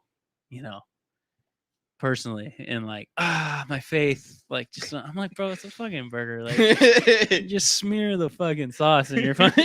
Just close it. Yeah, just close it, dude. God damn, Luis, that makes a whole lot of sense. That's probably why the burger's so goddamn good. Satan's in that bitch. Yeah, yeah, yeah. Every burger sacrificed. Sinfully good. Yeah, If it's not Satan, it's Baphomet. yeah. So, straight but I'm Mexican, so it's Baphomet. up. Baphomet. Oh man. But yeah, dude, the food's A1 and it keeps getting better. And the fucking napalm burger, which is only available on Sundays. If you haven't had it, I still have yeah, it. dude, it's fucked up good. Damn. Like I was Pretty texting fucking all good. y'all fools. If I didn't text you, I'm sorry. I'll text It's you a- now. But like Tavo, Ben, everyone, I was like, dude, this burger's fucked up good. I can't believe this is the only Oh, time It's like Oh, this I've shit's had fire. it. I had it too. That shit's Well, fire. now you gotta try the different patty. That grass-fed patty, or is it? So that what was is just it? a little sample. But that we had damn, one of the dude, that guys- beef was like. So that was a top-notch. sample. One of the guys that goes to pick up the hops or the leftover wheats after you guys use Oh them. yeah, Vince. Yeah. Yeah. Yeah, he came through and That he was left from us him? a couple of I don't know. I'm not sure It who was ground beef. It was Yeah. ground beef. All right, yeah. So That's it the was homie. Vince. Dude, that beef was. Was it good? Oh my It's god, very dude! it's very good. There we go. very good. Let's go. I think they're not Vince. like USDA approved yet. Yeah. That's I think that's like the only problem. Dude, the COVID vaccine's not FDA approved, and people are still getting it. So It I think it just barely did. today. Today. Yeah, Oh, really? it barely did Not today. all of them, Not but all of 'em. Pfizer Pfizer. today. It was Pfizer just got No the shit. FDA full approval today. It went from like the whole like emergency for like, all right, people should get it standpoint to like, all right, it's fully approved now, everyone should get it. God damn. Dude, Well, I I mean, hate to be that guy, but I gotta go to the bathroom. Dude. I Oh, gotta take a shit. piss, man. I thought Nah, you were it's gonna alright, say dude. like Bro, that's a lot no, of beers. no. It's a No, lot of good beers. we can still keep going. yeah, I You mean, guys we can still keep almost going. killed that whole rack that was here in the Bro, table, we, dude. we It killed just 2 cameras, bro. Oh, shit, they are dead. it slowly just Why is kept on Also, moving down. Oh man. is that a wrap then? Like do we do? Just cut Uh, it right there? Not necessarily, but it's almost getting to that I point. guess I'm gonna give a shout out to the sponsors while we do this, right? Oh Louis? yeah, big time. Everybody out there who listen to the segment, go check out Black Plague. Go check out Full Metal Burgers. Burgers so damn good you don't even need fries. So fuck around and find out. That's it. They just say they need a burger. It's a Full Metal burger. It is a fucking Full Metal Burger, and these beers they ain't just regular beers, man. Like this Gothica is not just a regular Mexican ale; it's a Black Plague Mexican ale. Yes, So, sir. You gotta check them out for real. One time, Shout 2 outs. times. Jordan, what's the address for the Black Plague? Appreciate y'all. It's 2550 Jason Court in Oceanside. Yeah, and if you guys don't know exactly where that's at, that's near that elementary school on the way out of Oceanside. Maryland. Almost, yeah, You know where you're hitting up Oceanside Boulevard, then you're on your way to Vista. You almost hit the Melrose station. Right there before with the that gas AM station, PM. Right before that bitch. You see the school right there on the left. Make that right. Oh, you know Past what? the It's train not an AM PM anymore. I think it's a Shell now. track. It is a show now, actually. Fucking yeah. A. Times change. Before that Shell, where the Sprinter stops, in that backside, in the whole fucking business center area, go find Black Plague. They just Google that shit. Yeah, we're not good at directions. Yeah, we fucked that up. I just said hit Nah, the you're all boulevard. right. You're all right. You're all right. It's like right there, like two brothers from Italy. Oh yeah. Make that left? No, you make a right instead, Mm-hmm. and then bam. There it is. Bam. Mm-hmm. Hey, but honestly, it's kind of crazy how much support we've gotten over the years. Shout out to all the supporters, by the way. But it's like we are not. It's like off the beaten path. Yeah, it's like Like, that it one ain't- side of Oceanside that you like hardly go to. Yeah, it's like a Tri-City. There's not a whole lot going on over there, But luckily, we are backed up to a couple residential pockets. Yeah. So it's like for them, it's like cool. What we got a bar basically right here, like we can roll home. You know what I mean? Stumble home. It's like perfect for them. So it's like our direct community is fucking awesome. Like everyone's so fucking cool. We got really awesome regulars. Really stoked. I know I don't show my face too much after hours, but that's because I got kids and I got to get home. No, that's all right. I mean, you're there in the morning, so You I did mean, that I'm after there that whole 10 hours a stunt day. right there with the skateboard throwing out your back. God damn, bro. Yeah, I got to put that on ice after Yeah. sitting in front Well, of my computer for 10. I gotta ask, man, before we leave out from this podcast episode. So I know you just started sponsoring a couple of skaters, through Black Ooh. Plague, but what was the whole concept about that? And I mean, to me, that's the first time I've ever heard of a brewery actually sponsoring skaters. So I kind of want to know just a little bit more about how that all came about. Well, we're kind of cheating because the sponsorship we do, it's like ambassadors, and it's because for the most part, all of them are, minority investors in the brewery. So it kind of was like a natural shoe in. It's like, all right, it takes a team, it takes a synergy of everybody to like promote this thing and get behind it. So anything that they got going on, it's like we're down to support it. You know what I mean? It goes both ways. So it's like that's the extent of like the sponsorship, but it's more of like an ambassadorship, So it's like, hey, you got an event coming up, you guys need some beer, like Some gear. need some gear, you want to rep, blah blah blah. We're down. Let's get after it. You know what I mean? So It's not necessarily like a sponsorship per se. Kind yeah, of thing. yeah, exactly. So I'm trying to say like we call it an ambassadorship, so to speak. Okay. But it's like it's just nice. It's like we're all adults. We like to drink beer. It's not like crazy excessive, but it's like you want to support each other. And it's like, if you're going to have beer, like make it our beer. You know what I mean? If you're out there getting after it, it's like, it's an opportunity to, support the brand and show off the brand. And it's an extension of you. You're involved with it. So it's like, why wouldn't you want to be proud of everything that we are and what we're like, trying to grow and be? It's like, hey, this is a perfect opportunity to reinvest in the brand that you're invested in. It's like, let's promote it all together. You know what I mean? Like it takes a team to make it successful. So everyone's got behind it pretty well, and we just got to keep it going. No, I like that, dude. And I hope that hopefully Tony makes a new fucking game where it's more Grand Theft Auto and you could actually go to some type of bar and just pick up a fucking Dude, yeah, Black If I Plague. get like a new Tony Hawk Pro Skater game and I go to Black Plague to have a beer, and I go outside and get a burger, and then go Yeah, get there some you go. rags. You gotta Yeah, throw some give your over there. character some energy and Yeah. shit, and then he's ready to go fucking shred again. Oh, you should do that. Yeah, And it's you like get like a hail Satan thing, and then like fucking lightning bolts come, and Hey. you get all fired up, and then the horns come out. That'd be sick, dude. If I did a video game, that'd be in there for sure. Or like a skateboard straight from hell after Yeah. like the Pentagon They, just like, rising. Just up. levitating and Yeah. shit. Like, Right You through get the the ground, they skateboard just and just hand start you. shredding it. Skeleton hands just come you'd be like the high score, and then you have Jordan right there. handing or you beer imagine and like bench, your, eating your a burger. character's like skating all And the kind of like logo- the buzzed and it's a Lego- little harder. Like that'd be sick too. And the logo for that deck coming straight from hell will be that one. Yeah, there you go. Beers make Hey, friends. beer makes friends for real. That's a Friends make- fact. That's not just a saying. That's a real fact. Yeah, 100%, 100%. Oh man. Dude, I was gonna add on to that, but then I totally It's all good, man. Fucking fuck that one. Yeah, it's cool. I mean, but if you want to add on, I mean, one more time before we leave, you want to let them know where they could find you or any of your guys' products at? Yeah, so we're a craft brewery in Oceanside, proud. We just turned 4-year anniversary in June.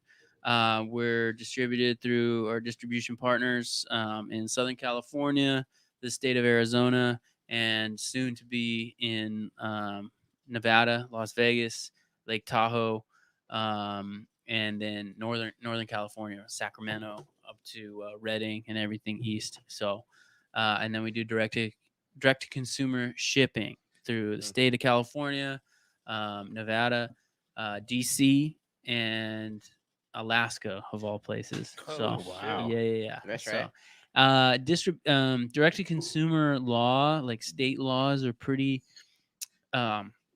Beer specifically is like one of the most regulated substances in the country. So it really is like it's not just federal law, but it's state to state law that you have to be compliant with. So every state has their own regulations as far Yeah. as importing into the state and whatnot. State So, guidelines and whatnot. yeah, so there's a lot of red tape, I guess, if you will. So those are all the states that allow it right now. We're hoping to expand. There's a bill right now with Oregon to where if it passes and California or Oregon's allowed to trade in California, then we will be allowed to trade in Oregon. So we'd be able to ship to Oregon at that point. But because California doesn't allow other states to ship alcohol into it, that's that card's off the table for now. But It's all right. So all the homies out there in Portland, just keep your hopes up and give it a fingers little bit more crossed. time. We're monitoring as it unfolds. So hopefully the bill passes soon and we're able to distribute direct to consumer out to Oregon as well. So No, the way Oregon's been going out with their political laws just changing radically, like it's gonna happen. It's just inevitable. Yeah, this time, yeah, it's all evolving right now on it, and it's honestly, it's kind of crazy that beer of all thing is so regulated because you, for the most part, out of most states, you can ship wine direct, you can ship spirits direct in 32 states. You know what I mean? So it's like you can ship that fine, but like beer, it's like nah. Oh, it's Hold up, probably like, because wait beer a like minute. goes to waste a little bit faster, maybe. Well, traditionally the margin, because there's not as big as margin, so there wasn't like that. Like, hey, we're gonna, there wasn't that need to ship because it wasn't like such a high profitability margin. So I don't think like the associations involved like didn't lobby early on to like really pass it to be able to do that. Whereas like wine and spirits, like they've been lobbying since the early 80s to be able to ship into all these other states. That is true. So they really rallied and got their shit together like decades ago, and craft beer was just like, whatever.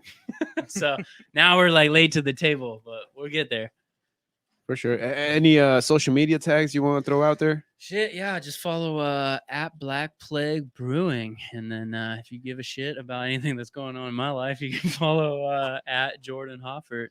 That's pretty straightforward right there. Yeah. Just started following it today, bro. Mr. Solar in the flesh. Yes, sir. Yeah, at Zolar. Yo, did they change any names or anything for the Spanish version, or is it still the same? It's the same shit, bro. It's just like different pronunciation. Instead of Zolar with Solar, Yeah, but basically, Yeah. Basically just solar. but with the Z. Yes, sir. I love it, dude. Dude, well, I have one more question. All right. Question. Question. I have one Damn, more Louis. question. You're really rolling it on that one. Question. I've never Dude, seen it's Louis these- drink this much like usual, bro. to be It's been a honest. while, man. He's getting a little I messy think, I in think there. the last time I drank this much was on Saturday at Black Plague. There we go. Dude, honestly, hey, that new and my darkest sour you guys have with those new berries, Yeah, Nick's that shit is fucking great. Amen, like brother. Yeah, it's number one in the tap room right now. Oh shit! I think no way. we actually just sold out. Fuck. Yeah. It's come and gone, dude. That's always good news. 100%. Yeah. All right, But, Louis, shoot the question. What is the craziest or funniest story you have so far? In regards to what? Anything. Fuck. It could be skating, it could be live, it could be Black Plague. All right. With skating and with Black Plague. Okay. Shit, dude. That's a tough question. The funniest, craziest story. Or one or the other. Dude, how you gonna do me like this right now? I don't know, man. How are we gonna do it like this? Do you want me to paint you all blue and give you a finger? I mean, dildos? that's a good story, dude. I don't know how you beat an intergalactic alien that saves the planet. You know, like that's pretty good. I don't know how to outdo that one. Shit, dude. I don't want to fill dead space here, but I'm drawing a blank. I really all am. good. It's like from We're the all- early. we're from all the for early awkward It's silence cool, coming man. up, This beer that you brewed, man. grand Yeah, opening. it's Awkward kinda getting silences in. are I'm just cool That's your here. MO, dude. I'm kind of embarrassed. Like, Dude, I feel like love I it when should there's have. awkward silences, man. I feel like I should have this backed up already, dude. Like, All People- right, people let's in narrow the it down. pocket. What's the craziest or funny story you have regarding Black Plague? Funny, crazy story. All right, guys, it's gotta be one of the parties, dude. Honestly, there's gotta be. We've had so many fucking crazy ones. Okay, so here's. I don't know if it's crazy, but it's. I mean, we went all out. So like early on, right? We did or we're doing. We have a secret society program. So it's like under wraps. People paid like $500 to be a part of it, and we shut down the brewery and we just do a private event for them. And I remember for Hazy Scandal, like one of our core beers, I didn't bring it, I fucking blew it. But for the release of that beer, we did a like a everyone signed a certificate and they basically like sold their soul to the brewery. And we did like a The seance. Yes. Well, they didn't know about that because it wasn't like in between the lines, you know, the fine print. I think Yeah. they found out That when they fine had it print, when they had yeah. to like sign it with their blood, you know, Yeah, the signatures. Yeah, exactly. So we used to spend so much time and energy and elaborate like making these like parties, you know, and it was awesome. And but it was just after a while you just kind of lose the creativity and life happens, but business happens. But at the time it was like it was a release for this beer. It was a secret society party. We shut off all the lights. We probably had like 600-700 candles lit on all these tables. Like it was fucking crazy. Like straight out of a scene from Like eyes wide shut. yeah, straight up. That's what I was thinking right there. Was everybody wearing like a Mask? the fucking Black Plague? Oh yeah. Yeah. We were in the back room. We had a big ass fucking pentagram on the ground. Damn, where's Full Metal when you need it? it's Where was Tom straight Cruise in We this? would have done it straight. Hey. We would have done it with straight ketchup, bro. Tom Cruise Ooh. might have been there. Crashing the party Yeah, again. He's coming. He's like, Yeah, he was over there jumping on the couch. he was jumping on the couch for sure. You get a car. You get was that over? That's over. But that's where Inside he did it, there- right? He was jumping on the couch and over. Yeah. That was it. Inside there was a Scientology book Yeah. by fucking Joseph Smith. Then I Straight got up. hit with the taxes. All that. This all happened at the party. So everyone showed up. They had to put their keys and their wallet and their phone. They had not the wallet, the keys and the phone away because it was like Yeah. private, doors locked. Everyone comes in. They Yeah, have don't you tag us? They have a space on the pentagram. Everyone stands. We had a pedestal and like a whole thing on the stage. The lights are off. It's just the candle lit. We have the speakers on. We have the fucking smoke machines going off, and the plague doctor comes in the room, and we're some like friars with our hoods up, and we come in. And we get on stage and we do this whole like eyes wide shut like ceremony. And dude, like we wrote out a script and it was over the loudspeaker and it was like dubbed. The plague doctor dubbed, like it was pre-recorded or whatever. But we did this whole thing, and at the end, it was to present. We were basically doing like a beer Olympics game night. Oh shit! Damn. So everyone had a team. We would break into teams, and they had to do all these like Olympic style like drinking games.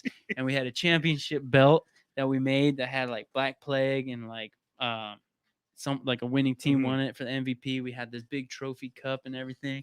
So after the ceremony, we were like, "Let the games begin," and then like the whole vibe changed, and it was like DMX, like party up in here.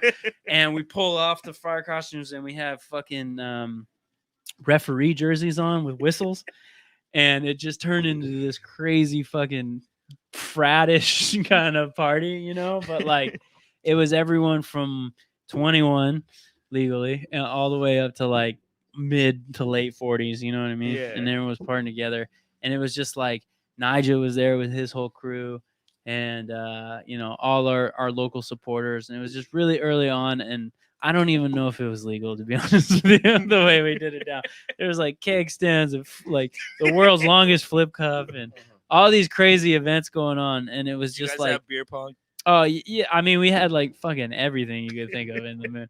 Everyone got so fucking trashed. It was awesome. It was just like beers on beers and beers on beers, and it was probably just like one of the most surreal moments, like just seeing everybody, like being able to bring everybody together, and that would normally like just the most random crowd, I guess you could say, that we're all coming together and just down for this cause, no matter what it was and what we threw at them. But the whole like what'd you call it, like ordeal, like what would you, like the whole production of it, like it was so over the top, you know what I mean? And I guess for me it was like crazy, but we were kind of proud of that moment as well, because it was like a party that you would talk about and no one would believe you that happened. You know what I yeah. mean? It was like, It was dude, like one of those you had to be there. you had type to of be thing. there. Yeah. You know what I mean? And there's probably like 100 people there. You know what I mean? Damn. And it was the time. It was a fucking time. Everyone had an amazing time, and yeah, that kind of just kind of set the tone after that. You know, of like what Black Plague was, and it was kind of started people talking about it in that kind of light. You know, like, dude, they do like these crazy like eyes wide shut, like crazy theme party. Like, Dude, fucking Tom Cruise was there Tom jumping Cruise on the was there. couch. Yeah. You know what I mean? And There's there's there in the beer lounge. it started to seed all these legends about the brewery. You know what I mean? I heard Whether or not they were true, like I don't know, but You had to be there. you had to be there, dude. Yeah, You don't really yeah. talk about it after that. So Damn. that would probably be like we had a few parties after that were fucking equally as crazy in their own right. But that was the one that kicked it off, and that was just like, okay, this is Black Plague. This is Black Plague right here. Yeah. Dude, I was standing on a pentagram, and I had to sell my soul to the fucking brewery, and then Somebody I in was the doing back. fucking cake stands with Nigel after that, and I won a championship belt and drank fucking hazy IPA out of a championship cup. It was awesome. Somebody in the back be like, "This is the best 500 bucks ever." Yeah. Straight up, dude. For Straight real. up. Yep. Oh, So I don't know. That's all I could come up with. But that that's was a crazy, pretty, man. yeah. It was I a wish pretty you guys That have shit another was party fucking like crazy. that soon. yeah. Because I want to be a part of that. I did not see that coming. We have a video on Instagram, unless they flagged it and took it down. But dude, the video gets me hyped up because we're playing the DMX song in the video. And it's just like, Hey. yeah. But it starts as like this whoom, whoom, whoom, like secret society with the smoke and shit, and the plague doctor coming out in the candlelight, and it's like this terrifying, like, what the fuck's happening right now? And then it just turns in. Espíritu Santo. Mhm. Yeah. Anyway, that's all I got. That was my story. Yeah. Oh, you gotta let us know for the next one, man. Yeah. Oh, yeah. We'll make sure Full Metal's all up in there, and we do like a collaborative effort for it for sure. Dude, we'll draw a pentagram with tapatio and ketchup, bro.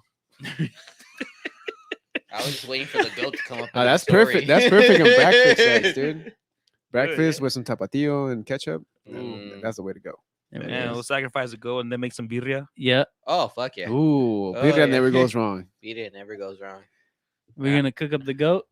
Yeah. Dude, Want the to, yeah. goat's about to cook you some goat. Wait, are you bro. telling me you never had birria? Nah, I mean, never had it. Wow. Well, it's like What is- what would you say? It's what like is like it? a stew. Dude.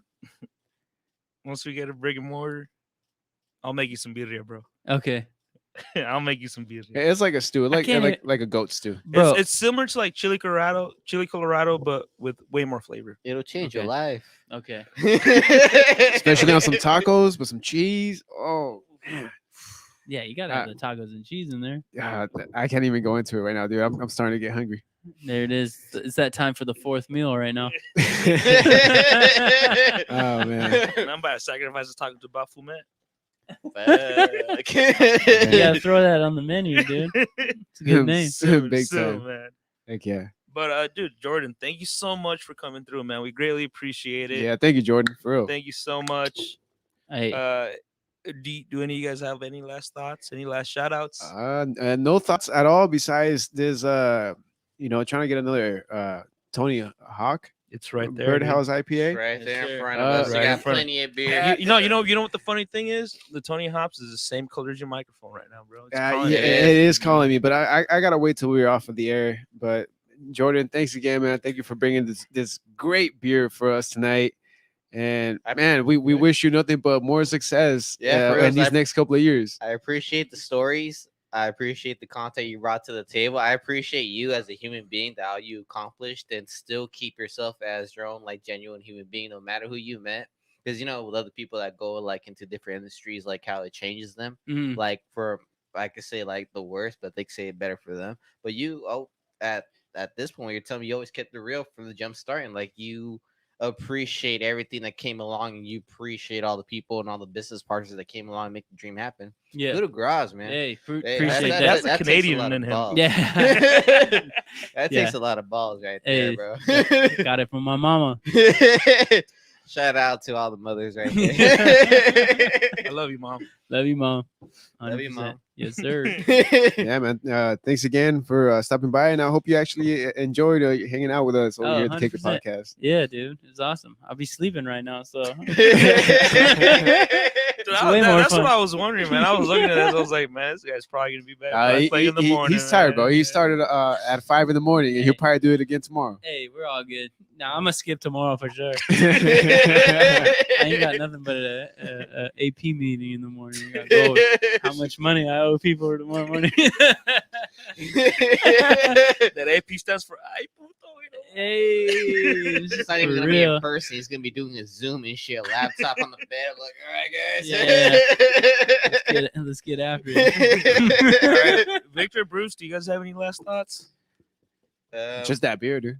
Just that Shout out beer. to Black Play. Shout out to Full Metal. I haven't gave a shout out to Dripper Bono just yet. Like, thank you for all the gear that you shot me. Bam. you go. There you go, Oceanside Sippers. Oceanside Sippers. He doesn't stop right there. He already made prints for Vista, Escondido, San Marcos Sippers, North County, he got North it. County. He got it, Yeah, North bro. And no, yeah, shout out to John and Dribble Urbano, bro, because he made me realize that I like gray and red together, bro. Mhm. Look at that. You guys can probably I see can't that wait.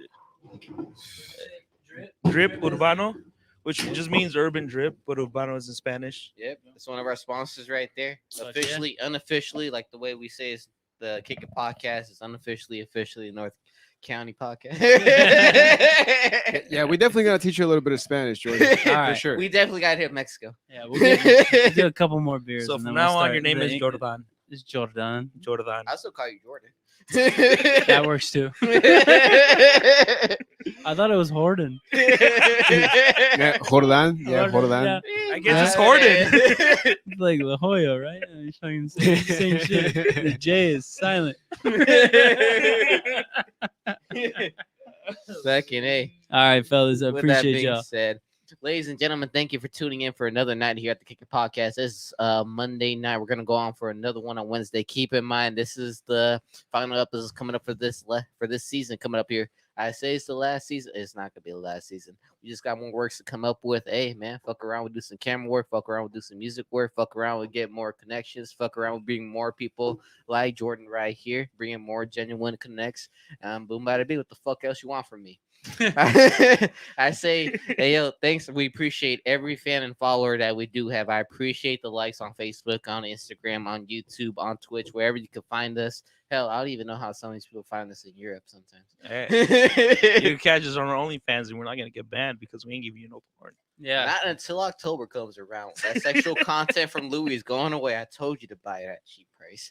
Damn, OnlyFans about to go out of business for real though. You gotta buy low and then sell high. Yeah, buy low, yeah. sell high. As soon as I heard that, I was like, dude, they're done. You They're heard, done. you heard Tyga's gonna try to make another site that's gonna try to do the same thing they did. Yes, I'm like this. With that being said, though, ladies and gentlemen, I appreciate all the views. I appreciate all the likes. Yo, and stay tuned. Thank you for tuning in with us. Thank you for sipping up with us, and thank you for kicking it. Hey, yes, sir.